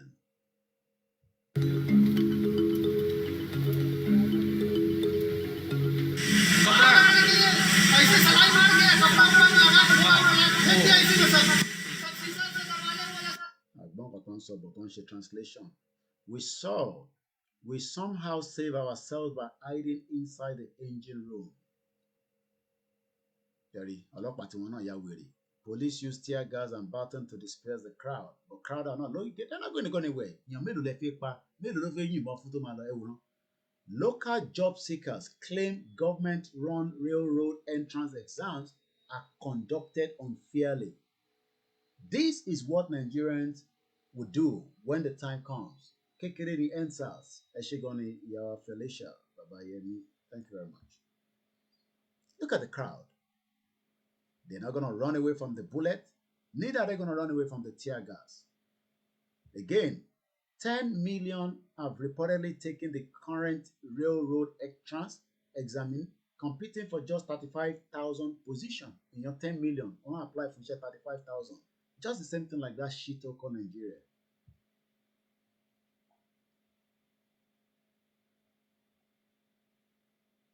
Eventually, look at the crowd. On the protest that started on January 24 have grown larger throughout the week. Otin lobby almost a week missing. Ó bẹ̀rẹ̀ láti kékeré. Ẹ̀yin tẹ́ ní action ò tí ṣẹlẹ̀. Nǹkan kékeré ló kàn máa trigger láti state kan. Pum! Ó di pé everybody máa gbélé ẹ̀ ní. Ìyàn kankan lọ anywhere. Mo wo fídíò kan lórí BBC Yorùbá tí wọ́n ní ìhẹ́ ibi tó ti pa ọba yẹn tó sún sínú mọ́tò tẹ̀ ni. Wọ́n ní kò ń ṣàwọn ọmọ ẹ̀ mẹ́ta lọ sùn, but àwọn ará àdúgbò àbí ará àwọn tọ́jọ́ ń bá lọ all over the place. Wọ́n sún ọba. Àdúgbò yẹn lọ sórí BBC Yorùbá. Gbogbo àdúgbò yẹn ó ti gbẹ páńpáń, everybody ti sá lọ. Gbọ́kọ̀ pa ọba lásán nìyẹn o. Ẹ wá imagine tí àwọn terrorists bá bọ́ sí gbòòrò tó bẹ̀rẹ̀ sí ń pa àwọn èèyàn. Eré lẹ rò pé Dr. Badian sọ. Àǹbí Ọlọ́run náà ni pé kó má pọ̀, bọ̀ pé kò ní di gbàásìgbò sí ìrọ̀lẹ́ pa. Ewèrò mélòó lọlọ́pàá fi pa? Ọlọ́pàá gan máa bọ́ṣọ tó bá dé stage kan ni. Protesters stone carriage blocked the tracks and touched a portrait of the Indian Prime Minister or Joe photo Prime Minister. There are always as many as the sand of the sea on the train. Or Japan Indian. My mom used to go to that area. Bombay, Kolompe, Nijono, Long, Kotoso, India.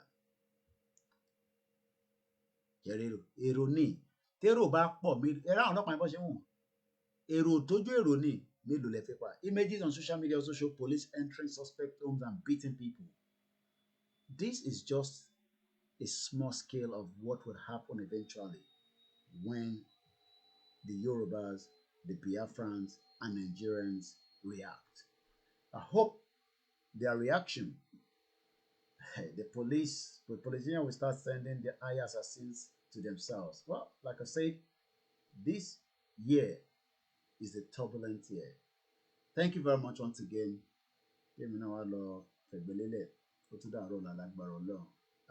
We appreciate you all. And also those of you that continue to support the platform, continue to spread the gospel. Join Ilana UK. Let's put their link again out there for those of you that do not have the website. Whether you're in America, you're in UK, you can be part of them as well. We are all in this together. Whether you are in Nigeria, whether you are outside, we are all going to suffer if we don't do the needful. Election cannot solve the problem in Nigeria. It has always been a scam. It will not make any effort. So the only effort we can say now is let every single one of us demand for a total dissolution of that contraction you call location 419. Have a very good morning. Good evening if you're watching in any part of the globe. Good afternoon if you have just also joined us as well. My name is Olamiko Ike. Eshegoni Iyawa Tomilola Agnes. Thank you very much to my mom. Thank you to all my brothers. We appreciate you. Emma Binukwe, we keep keeping you all on the late night. We've literally changed your sleeping pattern. But like I always say, this is the year that I have to do extra effort to educate, enlighten the people, and make sure that the message circulates. Eshegoni Babawa Akim Adiora Saki. This is the time to quickly appreciate you all. I'm just about 3 minutes away. And Tibari comment and all Amasariki. But I do appreciate those of you that are just watching quietly. You know, you don't want to put your information. And people are scared of the government. There's nothing to be scared of. This government will go, and the Yoruba nation will stand and rise. Our flag, Asiawa and Oma Fe, I'm going to go and take my nap, or not nap, I'm going to go and relax. And we pray that, we continue to strive and demand this peaceful, movement that we are still on. Don't be distracted. There will be so many things they might bore. There will be so many things they might read. Focus, and that's what I have stand for the last 3 years. Let people say what they want to say. It doesn't concern us. Yoruba Nation only can focus, because this is the year that they will play with so many things. But I'm sure the Creator, Eledumare, Jesus Christi, Anabi, will guide us to the last lap. Last lap, Lawai. And for me, we're on the last lap, and we must push everything that we have to make sure that we get out of the mess. The one that gave the politician heart attack, you know that, and that's the one that lead us to end of the broadcast straight to the anthem. Thank you very much, Sam Gregory. Iyawa must send the video and saying as soon as I download it tomorrow, I'll not be able to do it tonight, but message it to our little phone me. Like I said, we appreciate you all. Free Omoyele Sowore, free Nnamdi Kanu, free Chief Sunday IGBOHO, free all the political detainees that have been kept inside the DSS custody, underground prison cells and all that. Odua Conservative, thank you very much. Like I always say, we're not enemies, but we will be enemies for you to continue to tell us to keep one Nigeria. It's not going to work. It's a contraction. Have a very good morning. Bye for now. Eddie Kongongonlele, Tiba TV Senisi, ìwọ tó bá jẹ́ pé evil ló fi ṣe fún Ìgbòho, bó ṣe máa ní àtàtà lélẹ̀ kó dàrọ̀.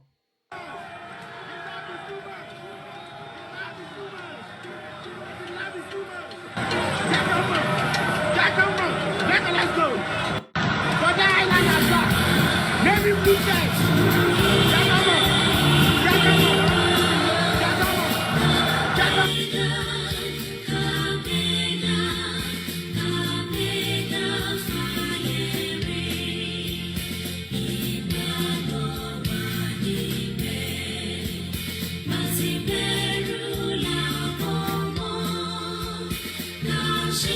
say